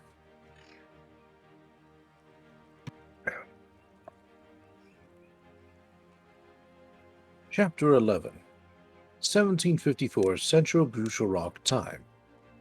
Boy and the Taking of Bushel Rock's Children. Trench Repairs, Part 1, 2, and 3. Questions as to the whys and wherefores of survival. A reappraisal of the tale of his fathers. His name was Boy. Granted, his ma had given him another name, but she had been dead for more than 3-something years now, and he had been so young he could no longer remember what it was she had called him. Instead, he had taken the name the Oxys used for him when they tried to catch him to take him to the machine men in their big making places. "Come here, boy," they would say. "we don't want to hurt you, boy." Their voices breathless from running, their stupid faces red and panting, trying to chase him as he danced away from them across the rubble. Some of them, the clever ones he guessed, would even try to trick him. "We have food, boy," they'd say. "Come down here and we'll share some with you." But they could never fool him. He was Boy, and he lived wild and swift and free in the ruins of this city. Try as they might, the Oxys and the machine men would never get him. Now, the cloak he had made from rat skins and scavenged sacking cloth, wrapped tight about him to keep out the cold, Boy crouched hidden in a hollow in the rubble, waiting to see if one of the children of Captain Rat would take his bait. The pickings had been good this week, with Captain Rat sending at least one of his children along each day for Boy to kill and eat. In return, Boy had done right by the captain just like he'd promised him, forsaking all other gods and praying to Captain Rat over each of his kills. As far as agreements went, Boy reckoned it had been a pretty good one. Only problem was, despite the fact he'd been waiting in the same place for hours now, so far today the captain didn't seem like in any great hurry to live up to his end of the bargain. Then, at last, Boy saw signs of progress. Tempted from his burrow by the promise of easy pickings, a rat emerged from a nearby hole in the rubble and moved quickly across the rocks towards the bait, until, coming to a small piece of greasy flesh Boy had set out as a lure, the rat paused with whiskers twitching warily, as though some inner instinct had alerted it to danger. "Too late to be twitching your whiskers now, brother rat," Boy thought, a feral smile playing across his cracked lips as he aimed his slingshot and loosed the taut string to let fly with a 2-inch metal nail. "Should not have been so greedy coming out in the open in the sunshine like that." Flying fast and true, the nail took the rat square in the back of the neck, stabbing through its spine and into the skull. On his feet and moving before the nail had even hit its target, Boy jumped from cover to race scampering across the rabble to retrieve his prize. Grabbing the dead rat by the tail, he turned and ran back to find refuge again in his hiding place. Then, pulling the nail free and daubing 2 smears of the rat's blood across his cheeks, he knelt to send a silent prayer of thanksgiving to his unseen benefactor. "Praise him, Captain Rat," he thought, as he looked down on the body of his catch and considered its worth. "Praise him for making so many of your children. Praise him for making them big and fat. And praise him for sending them to me so I don't starve." It was a good rat, fine and sleek, with the kind of big meaty haunches he knew would make for tasty eatings. Nor did the value of the rat to Boy end there. He could make clothing from its pelt, sewing thread from its sinews, needles and trap hooks from its bones, teeth, and claws. No part of the rat's body would go to waste. By virtue of the survival skills he had learned first by watching his mother, and then on his own after his death, Boy could find a use for anything. Abruptly, he found himself thinking of how things used to be when his ma was still alive. He remembered the cellar where they used to live, her kind and careworn face, the soft lullabies she would sing to drift him off to sleep. He remembered sitting on her knee as she told him the reasons they must stay in hiding. "They say we must give up our children," she had told them. "The generals. They say children are a distraction in wartime, that the people of Brosharok must all serve in the auxiliaries while their children are cared for in the orphanariums. But I don't believe them. I think they want to give the children over to the Adaptus Mechanicus, the machine men, so they can train them to be workers in the manufactorums, the big dangerous making places. But I won't let them do it, my baby boy. I won't let them take you. No matter what happens, you can always know your ma will keep you safe. His heart growing heavy, Boy remembered other things as well. He remembered the sound of thunder rolling across the ground above their heads one night, while they crouched huddled in the cellar. He remembered the cave-in, and his mother's body lying crushed among the rubble. He remembered her eyes staring at him, cold and dead from a face covered in a thick layer of dust. He remembered crying for hours, scared and lonely, not understanding how it was she could have left him. Then, his own eyes stinging wetly at the corners, Boy found he didn't want to have anything more to do with remembering for a while. Sucking in a breath of air and rubbing the back of his hand across his face to clear his eyes, Boy decided it was time to head back to his warren and get to eating Brother Rat. Too smart to just head there directly in case anyone was looking, he took the long way, cutting a twisting path through the maze of shattered buildings and mounds of rubble all around him. Then he crossed near the summit of one of the mounds. He noticed something that gave him pause. A smell, almost. Something gathering on the wind. For a moment, feeling a sudden chill at the base of his spine, Boy stood looking out toward the east. Before him, the city seemed quiet, its deserted streets appearing every bit as dead and lifeless as the mine burnt-out buildings that surrounded them on every turn. Boy was not fooled. After 30-something years living alone among the rubble now, he had developed a sixth sense when it came to the city and its ways. A sense that, right here and now, told him he had best be wary. I ought to be getting myself back underground and staying there for a while, he thought as he finally turned to make for home. There's trouble brewing. The wind says it clear and loud. A bad day is coming, and like as not a lots of people is gonna die. What was life like where you were born? Larn asked Bullivin, lifting another shovelful of earth onto the blade of his entrenching tool as the big man stood beside him. On your homeworld, I mean. On Valden? Bullivin said, pausing in his work long enough to wipe the sweat from his chapped brow before he could freeze. It was good enough, I suppose, new fish. Certainly there are a lot of worse planets a man could be from. They were standing in the trench with shovels in their hands, Devere and Scholar beside them, while Zebra stood on the firing step on watch, trying to repair the damage done to the trench in the course of the shelling. Returning to their trench in the aftermath of the bombardment, the fire team had arrived to find the explosions of a nearby shell had caused part of the trench's rear wall to collapse, half burying the trench's interior in a clod of frozen earth. Now, after half an hour of back-breaking labor, the trench floor was mostly cleared, the excess earth having been piled out of the way into another corner of the trench. Personally, I would say you're doing our homeworld a grave disservice, Bullivin, Devere said, sitting at the end of his shovel and watching them as they moved the last bit of the fallen earth. Frankly, my own recollections suggest Barn was every bit as much a stinking hellhole as Brucerock. Granted, we didn't have all these orcs to contend with there. I'm sure I don't remember having to do this much digging back home, though. I don't seem to have noticed you doing much digging here, either, Bullivin said.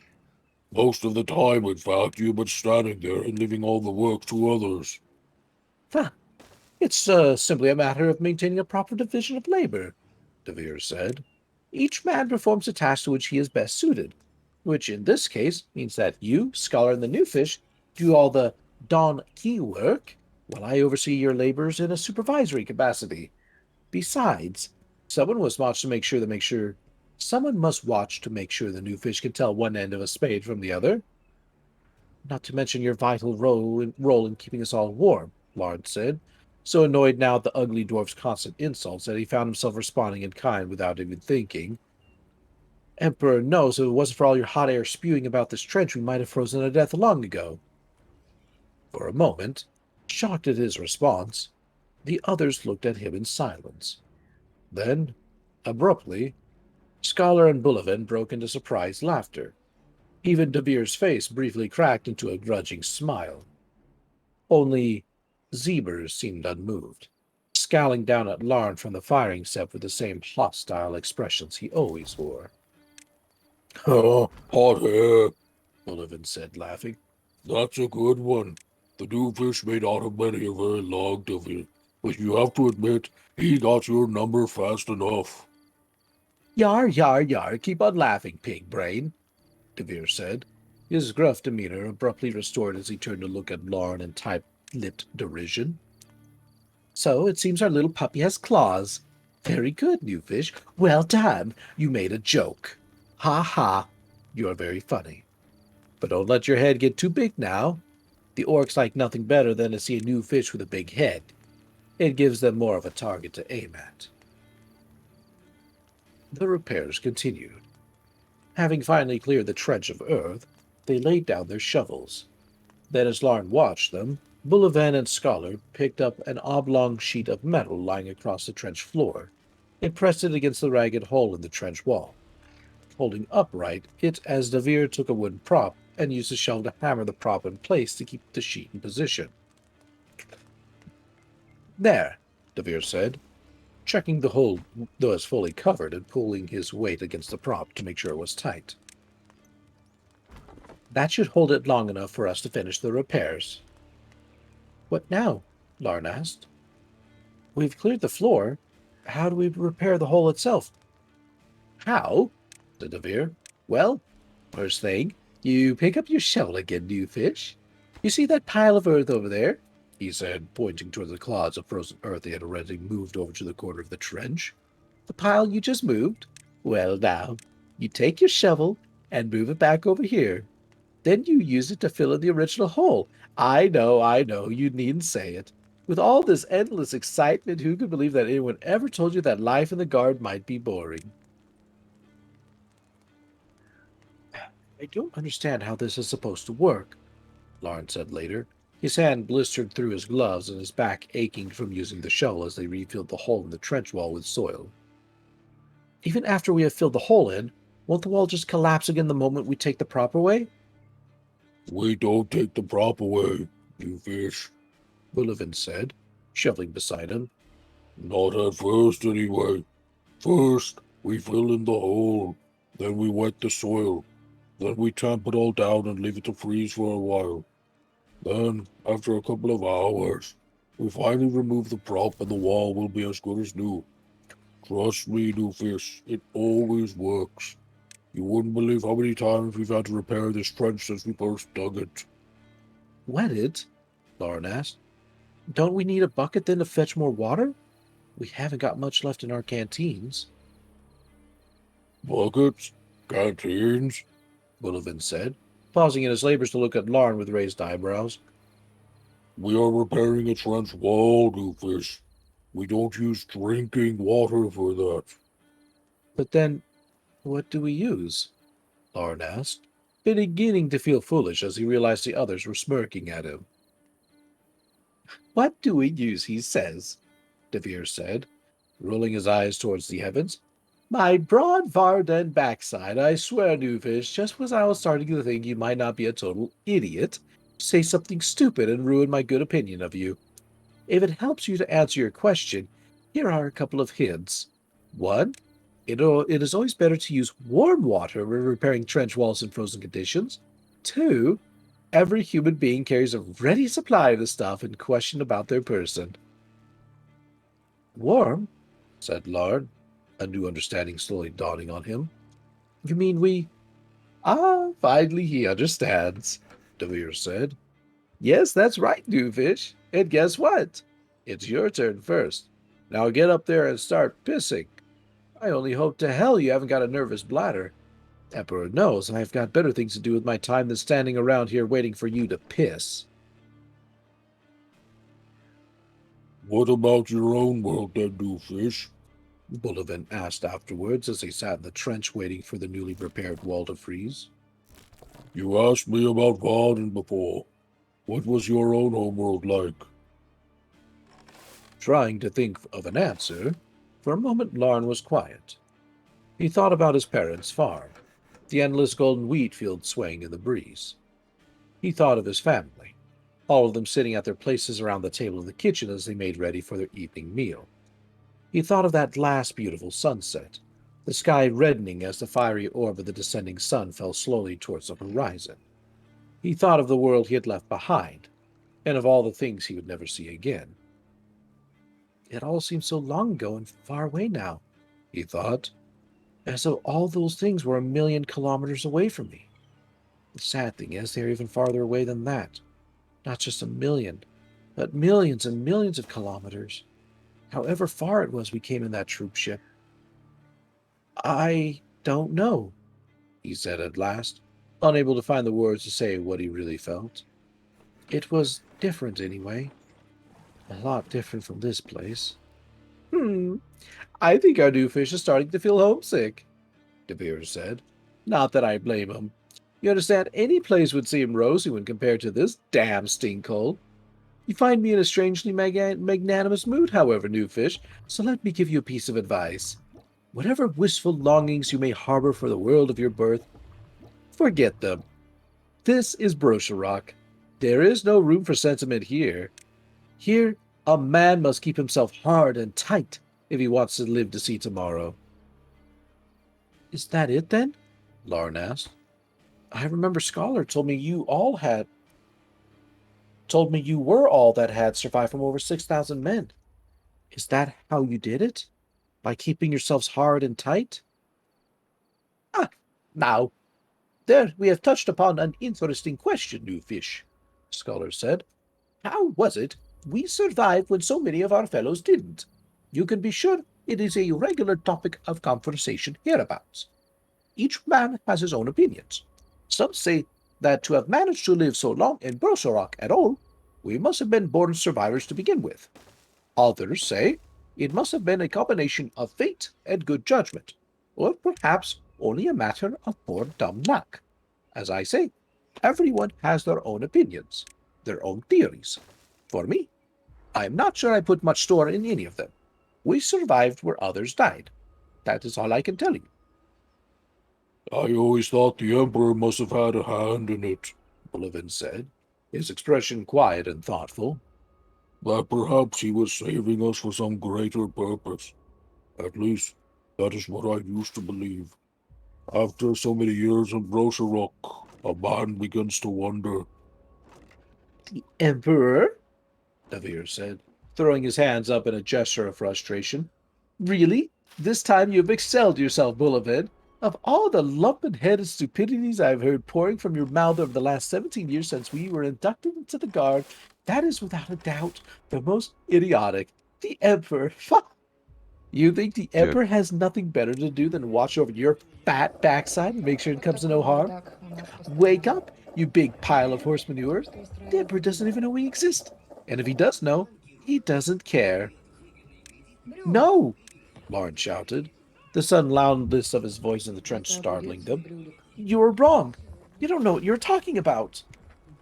Then, seeing the others looking at him in bewilderment, Larn began to speak again, more quietly now, the words spilling heartfelt from his mouth.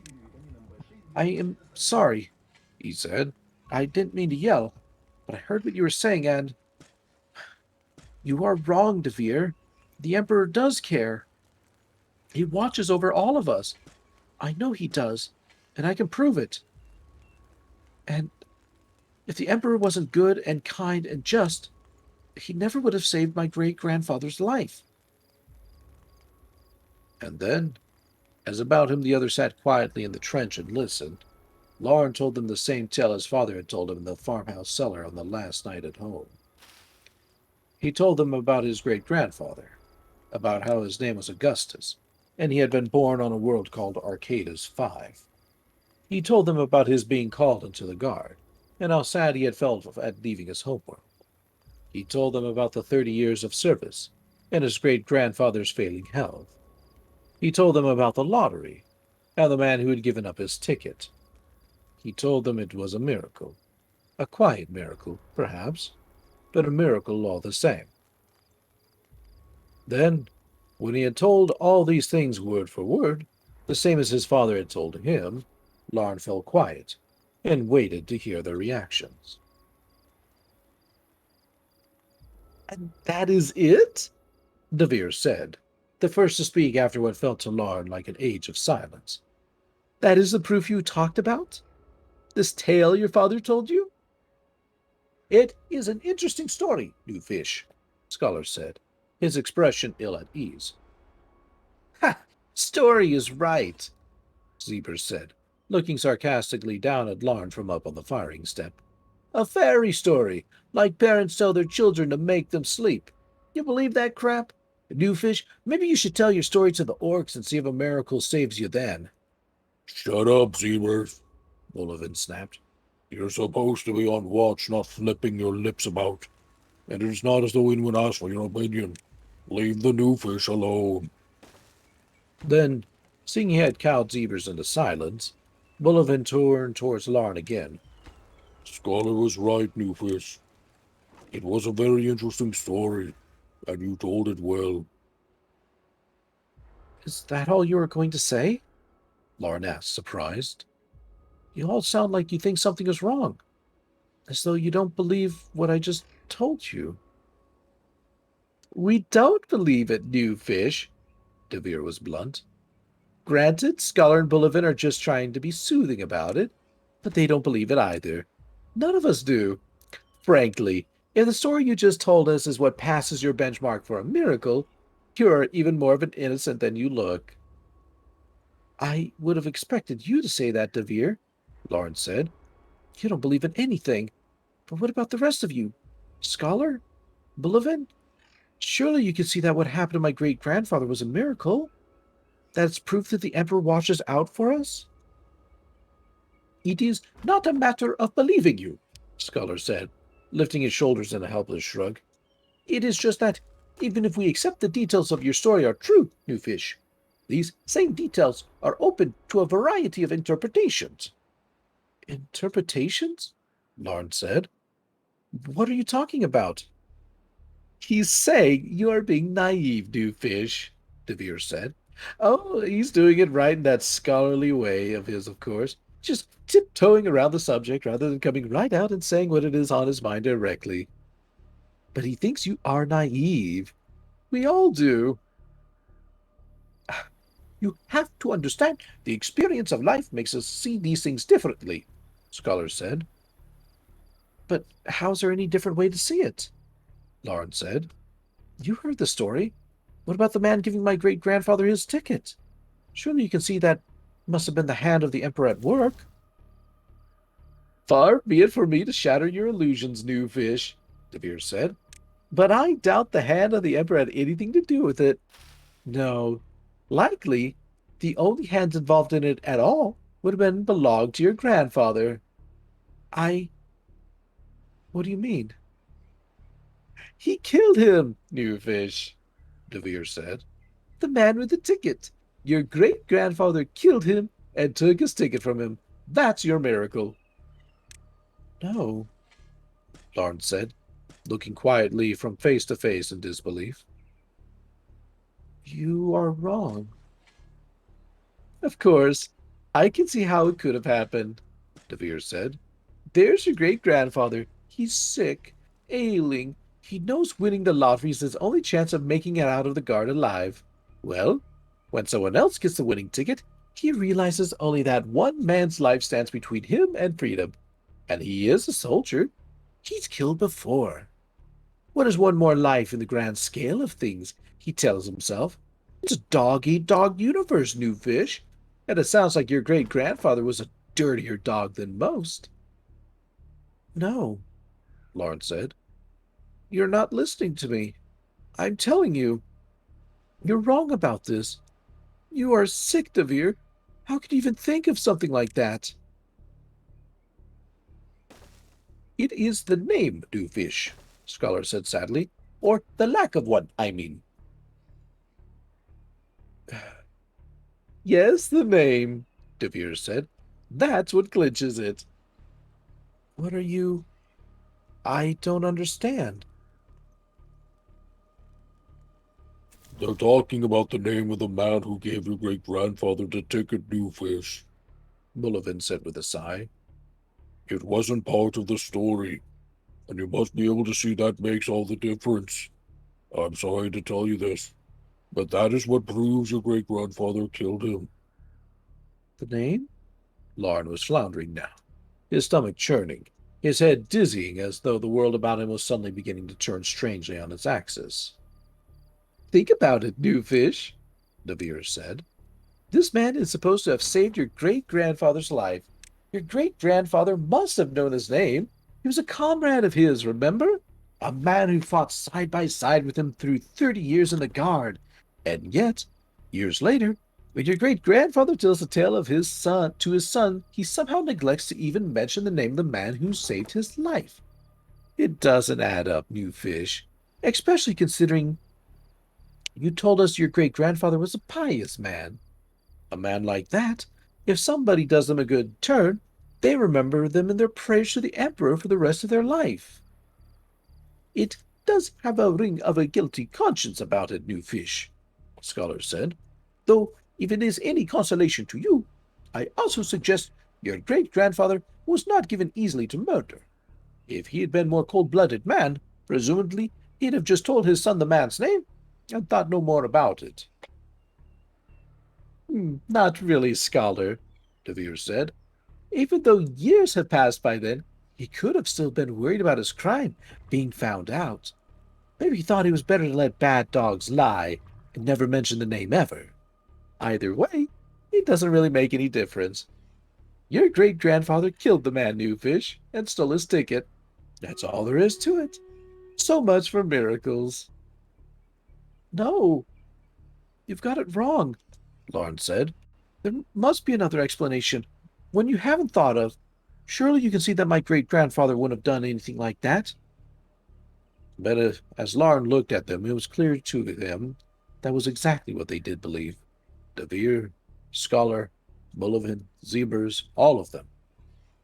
Looking at the faces of each man in the trench, Larn could see that their minds were made up. There had been no miracle, no example of the Emperor's grace. To them, it was a simple matter. His great-grandfather had killed a man, then lied about it afterwards.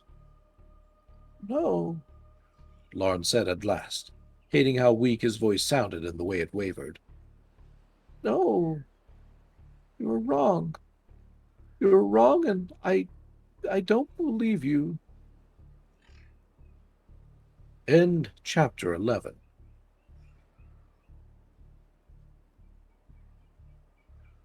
God, you're too good to listen to. Oh, thank you. Oh, it's tough to have to go through all the voices like that. I'm sure. But you did a fantastic job. Oh, thank you. What do Sound you like think, his grandpa Seda murdered a Marnie? man. I liked it, but Very nice. but Rygon should definitely get some rest. Yep, I do. I now need to get on off to bed, so that way I can get up in the morrow tomorrow and get ready to face the day. I believe in you. Thank you. I'm gonna You do my are best. awesome. Thank you. All right. To everyone who joined my stream, thank you so much for coming on by and hanging out. We've still got probably another couple of streams like this where it's just going to be me doing work, but I'm hoping that we can get back on track with other things too, including a playthrough of No Man's Sky, and hopefully a playthrough of such things as Barotrauma and other matters. I hope you all have yourselves a good evening, a good afternoon, a good morning, or what have you. Goodbye. Bye. Bye-bye. And goodbye to all of you in the Discord. Sleep well, Rygon. Keep being awesome. Will do.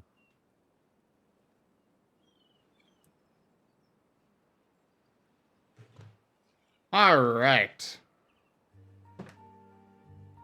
So now we plot about Poker Roll when he doesn't know and can't hear our devious plans. right?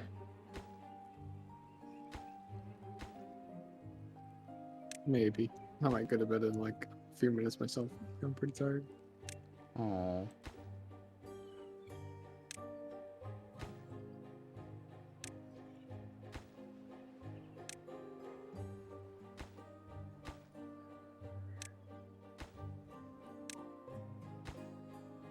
Yeah, What I'm devious probably. What devious plans could we have? Like, aren't we supposed to be the good guys? The good mons? Well, yeah, but I don't. I'm gonna eat all the chocolate. That's bad for you, Oh, boy. though. We don't know that.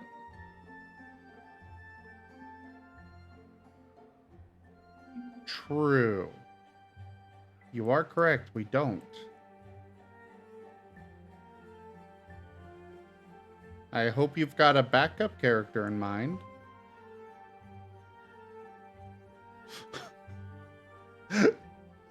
It's called either I have plot armor or I can fix my sleep schedule. Either way, I see this being a win.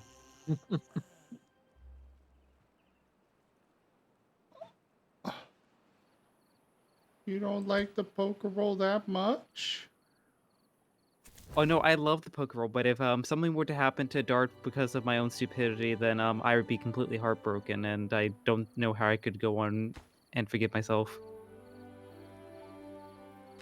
I'll go on an entire evil character arc just to bring him back from the dead. Oh, then we can actually be brothers, because then you'd be ghost type. Fuck. Why is that a bad thing? The one thing, actually, sorry, the two things I've been trying to avoid. What?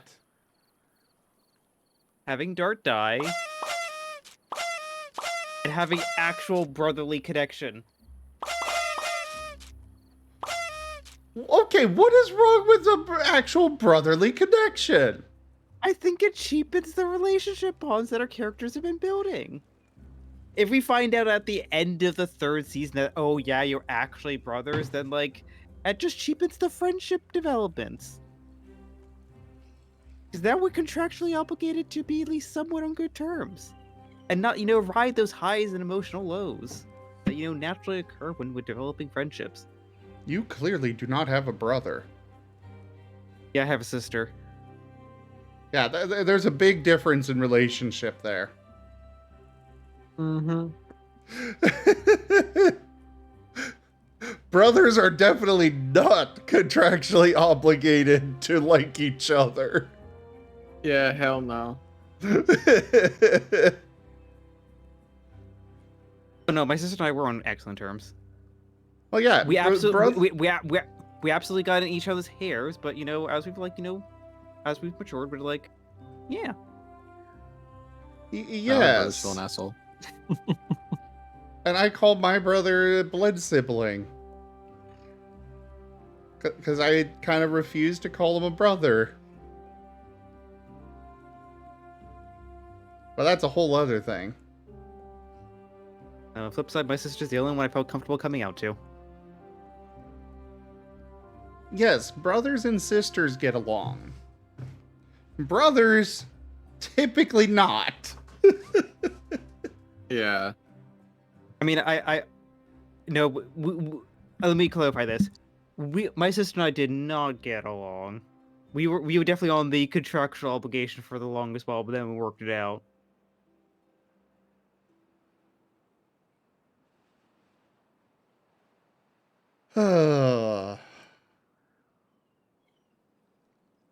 It's like some things happen that we're not particularly proud of, but we look back at them and hey, we were kids.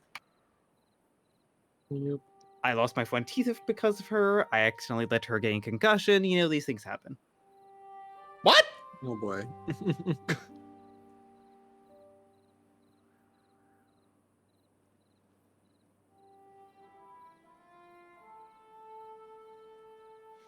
Oh, where you expect me to elaborate upon that? Yes. Please do.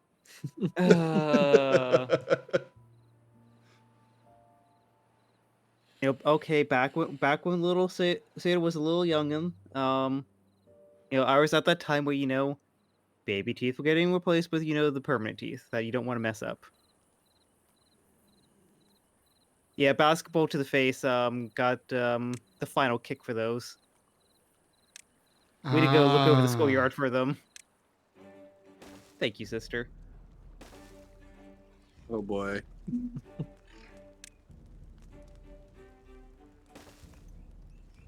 Yeah, me and my siblings have done some pretty stupid shit together. and then at one point, I was being the typical younger brother, and slightly antagonizing my sister while she was giving a piggyback ride, and yeah, she kind of tripped over, and yeah, that was a medical evaluation. Oof. Okay. And she also tied me up a lot. I kept on getting out, and then she did a really good job one time, and I had to cry for parents for help. I remember one time I duct taped my brother to the wall. Wow.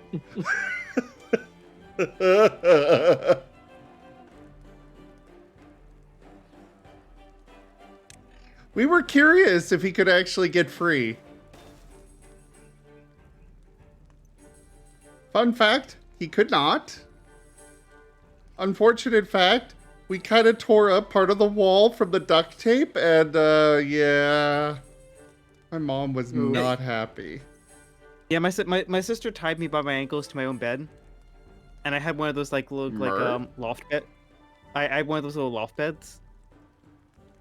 It wasn't like oh yeah, I'm just gonna bend over and be able to undo it. No, I did not have the upper body strength to or the core strength to be able to actually go get to my own bindings. It was not pleasant. Maybe that's why I'm not into that. Childhood trauma, who knew?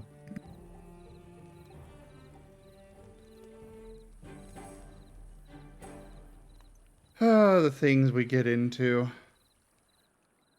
Mm-hmm. Hey, look, you wanted 3:59 a.m. Seda to elaborate on this. You only have yourself to blame. I don't regret a single bit of it. God damn it!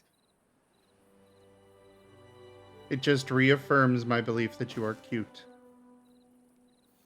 Fluff! Ow!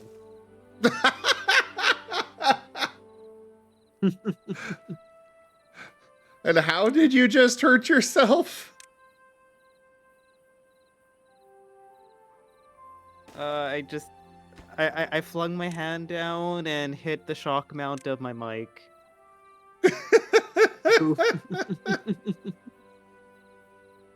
Mother fluffer.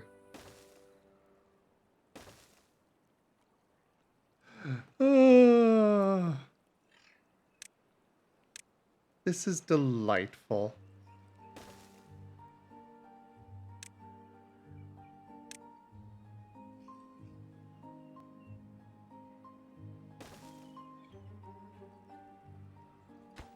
Alright, this one will store medicine. This one will be for maple syrup. And this one will be for water.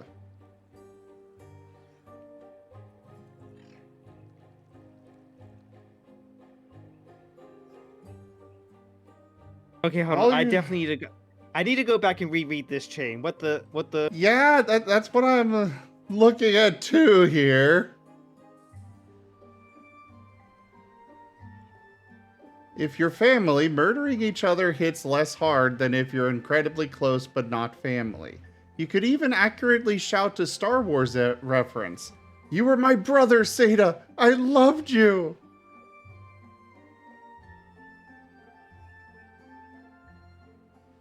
You were my brother, Dart. I loved you. One of the two puppers was to turn to the dark side, betray the brotherly love with the other pupper, and commit murder against children. It'd be Dart.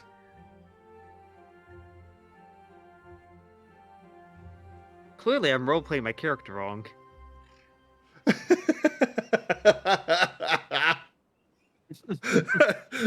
Considering the chat seems to think you're capable of murdering children. Damn.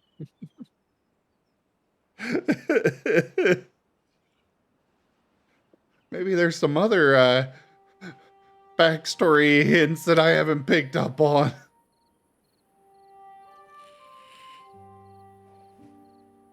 You know, I was going to make a movie reference, but that would just make the conversation turn a little bit too dark.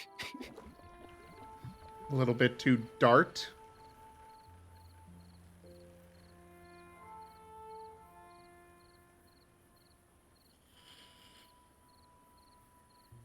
Oh, come on. That was a good one. I can't deny that one. But I'm just thinking, like, seriously, chat? Like, that's just incredibly wasteful. I love physics.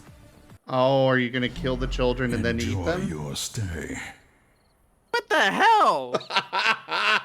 Oh my god. And chat's saying I'm the one that's going to be doing this? I made Darth Vader. Just saying.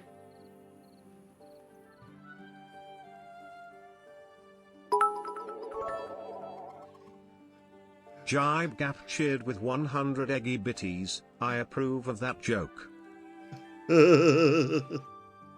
Subby, thank you for that follow.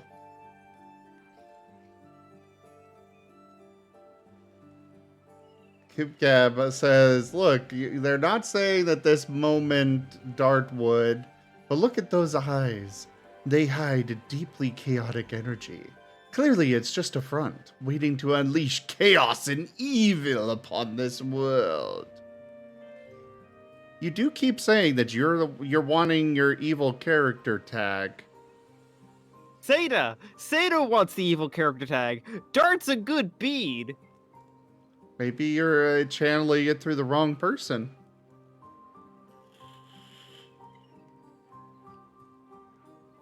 I just saw Nolan say the same thing I did.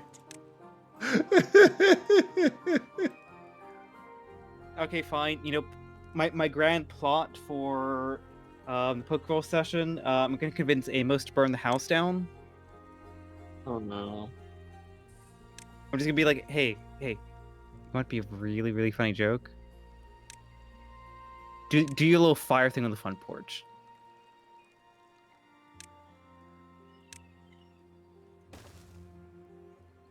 And then we just sit there and, you know, have the warm metal orbs. I see. And we just snack on them like popcorn. Yes. And if that doesn't work, the entire party is going to run screaming, or one to the direction of screaming from the camp, and we're going to have a tragic incident in which Jet's going to die a second time.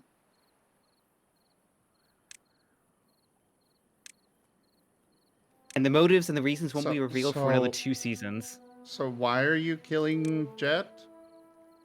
You guys want me to be evil. I'm just saying it how I plan it.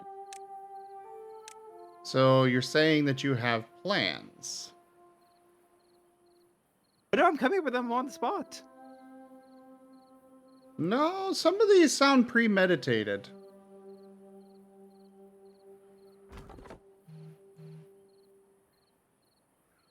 But can a ghost type die? We're going to remove the electric type.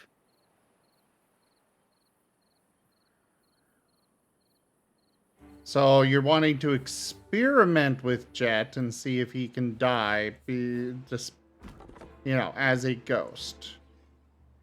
Science. Yeah, I think you were channeling the wrong character for your evil character tag. I mean, look, with this joke, I can run the hypothetical with the Pokeballs because you guys know I'd never do it. But if I run that same kind of joke hypothetical, on the stream, it just sounds very, very concerning. It is on the stream.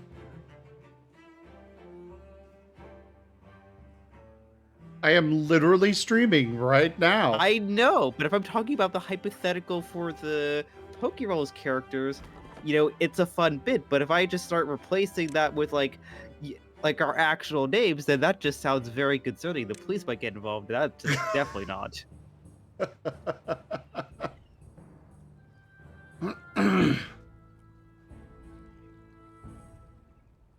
That was the most wholesome, murder-happy science you've ever heard.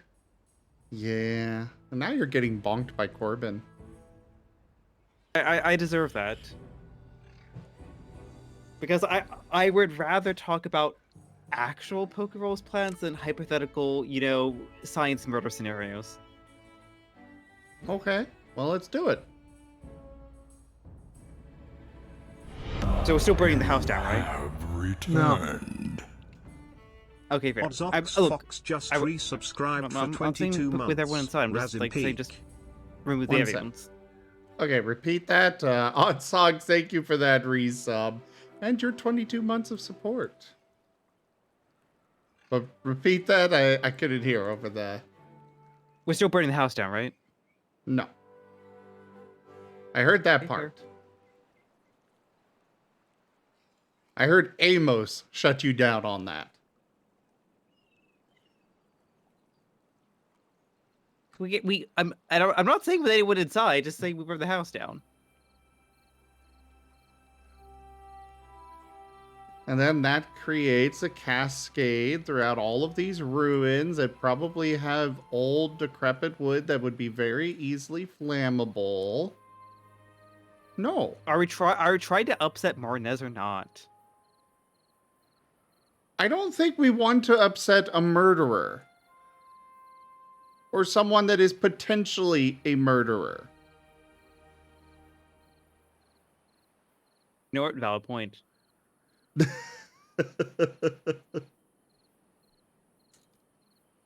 Yes, the fire gets sparked off in a tragic training accident. When Jet's Chartstone went wild. So your fault, Jet. Sure, I wimped out and didn't take the hit, but it's your Chartstone that's lit the fire ablaze. Yeah, it might be.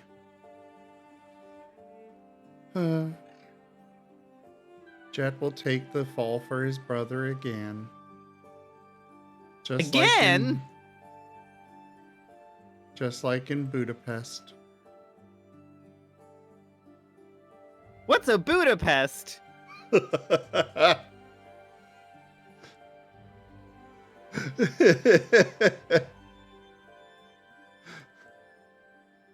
Well, you know all those spy movies and stuff where they're all like, oh, you mean like what you did at Budapest and random other city here?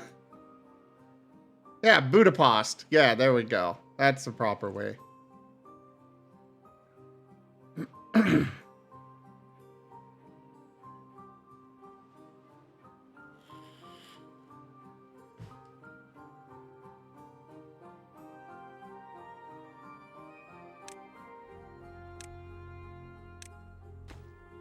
So when do we start the Amos villain arc? Because, like, he's the most, he's definitely the most suspicious out of them all. I have a few things in mind. Oh, you're actually planning.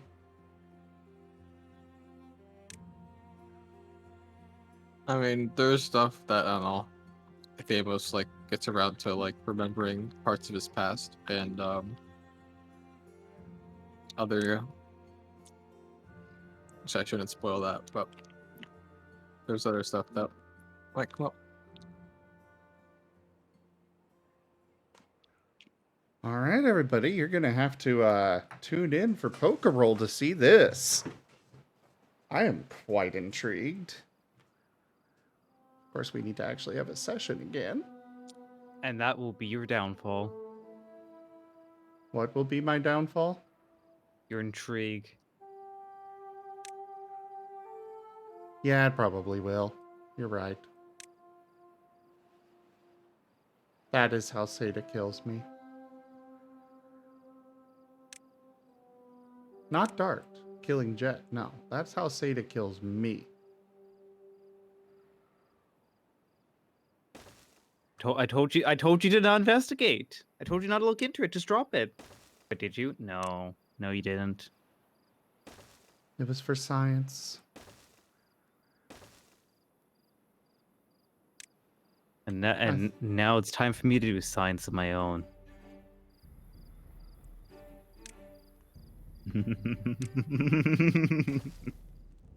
Oh my god, that was adorable.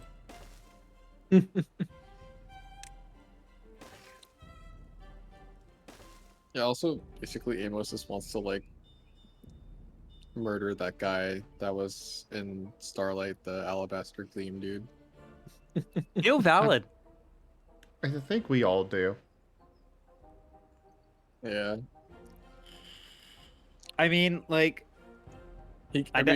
Amos, like, you know, he doesn't remember much of his past, but he got the vibe of what these kind of people are from, like, the start. And he wants to end them.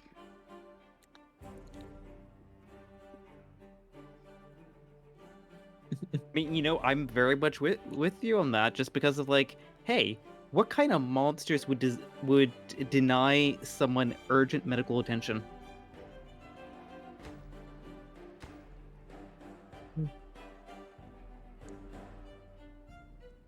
Yeah, we're gonna go on a murder spree with them. Maybe not a murder spree, that might be too much, but like... Is it really? Maybe, like, do I have to be the conscience of the group here? No, that's Jolene's job. You get to be chaotic with us. And Jolene's the one that has to step in and be like, no.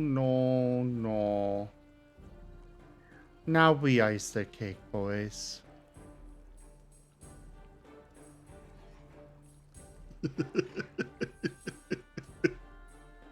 Look, we're not judged during an execution, or, you know, there are certain rules and regulations that, you know, we really should be adhering by.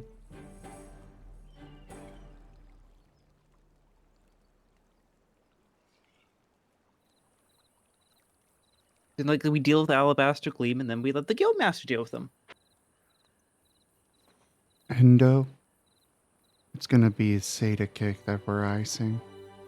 Specifically, Seda deer cake. Oh, whoa.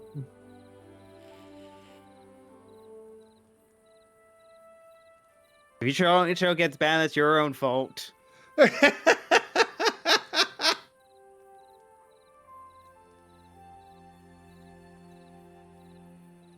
you see the art?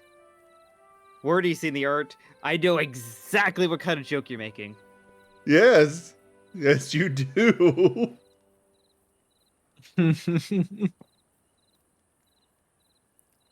It's very good art, Doodle though. say to deer again sometime.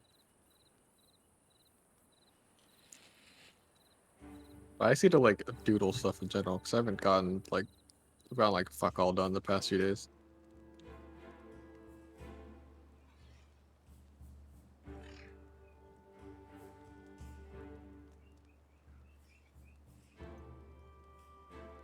Also, I should probably go to bed now.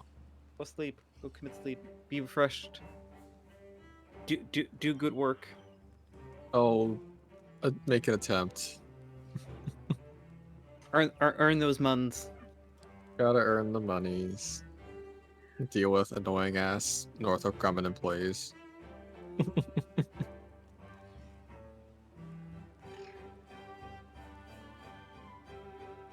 Today was kind of jank.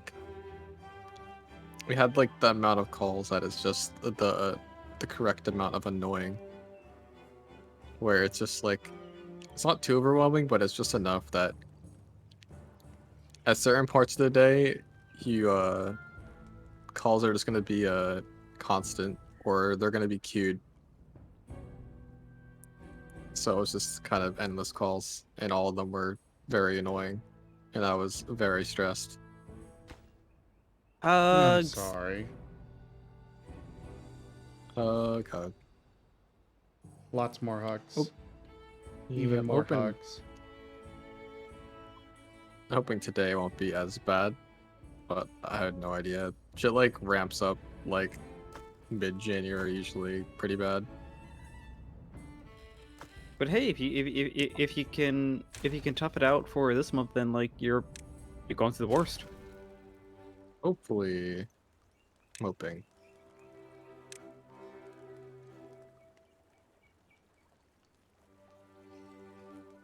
I believe in you. Seda might not, but I do.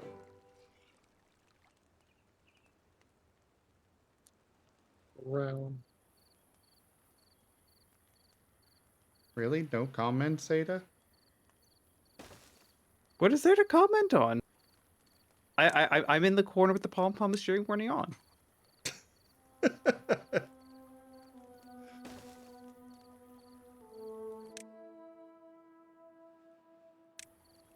he might cheer me on, but he knows my track record with jobs. Yeah.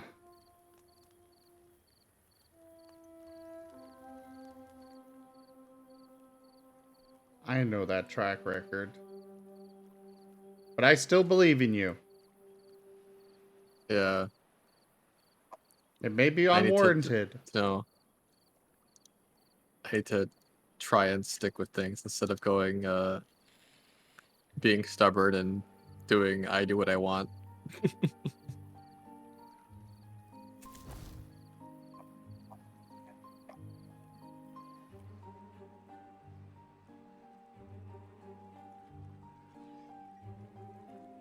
I just want more poker roll. Yeah.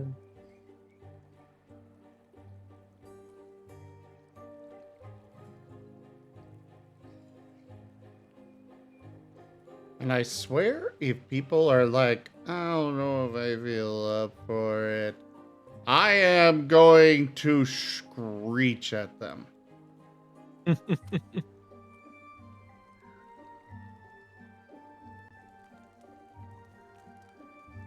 Now, if Rygon has to cancel because of work, that's fine.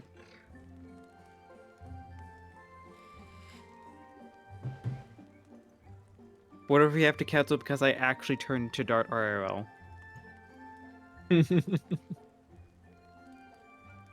Well, if that happened, let's see. I think I've got enough money to get a plane ticket for you here. At the dart. Yep, I will pat the dart. Pat the dart. Hug the dart.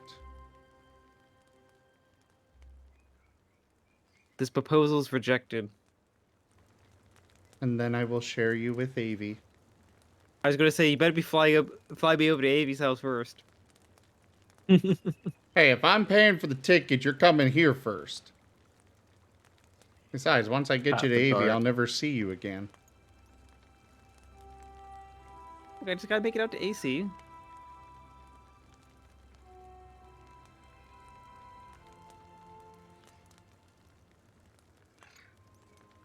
I'm hoping that'll be able to happen.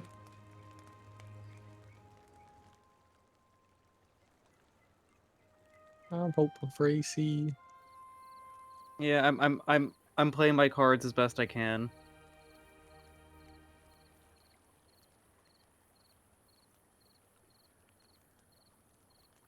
I think I'll probably be able to do it. It's just things, I don't know. Just depends on how things go with me moving and where I end up moving to.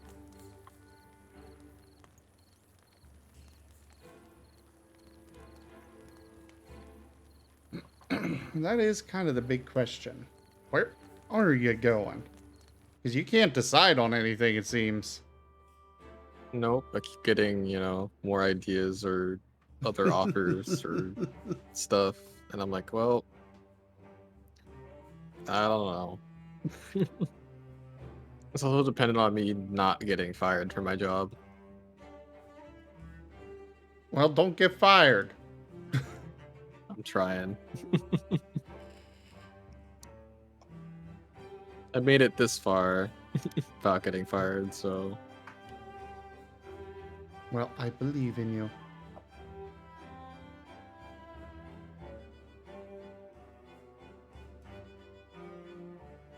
Plus, we still need to have discussions. Who? Yep.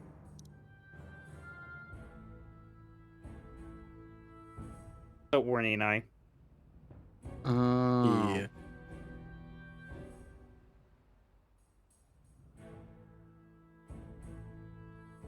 Super secret discussions. More just something that's actually not appropriate. I mean, not like, Twitch unsafe, inappropriate, but more like that's not a conversation to have to the internet. Yeah. Well, I'm actually thinking I'm going to be ending stream here. I've got an early doctor appointment. Well, early-ish. Hope it goes well. I'm anticipating I go in, they take a look, be like, we can't help you. Here's another person to go to, and then hopefully I get in to see them before the end of the year. Well,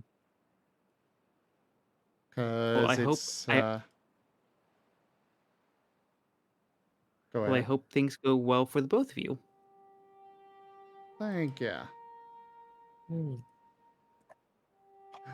But yeah, everyone, thank you all so much for joining me today for Timberborn. Check out our website, zgfgaming.com. We've got links for our Discord, Telegram, Twitter, Patreon, and more. There on the website, as well as down in the description below through our link tree.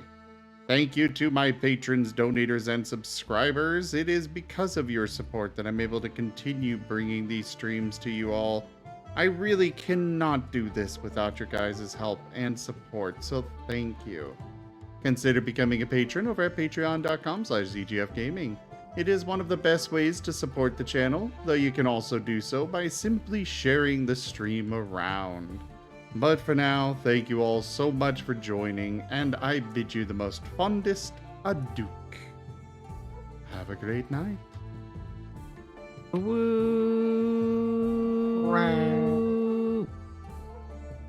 Adieu.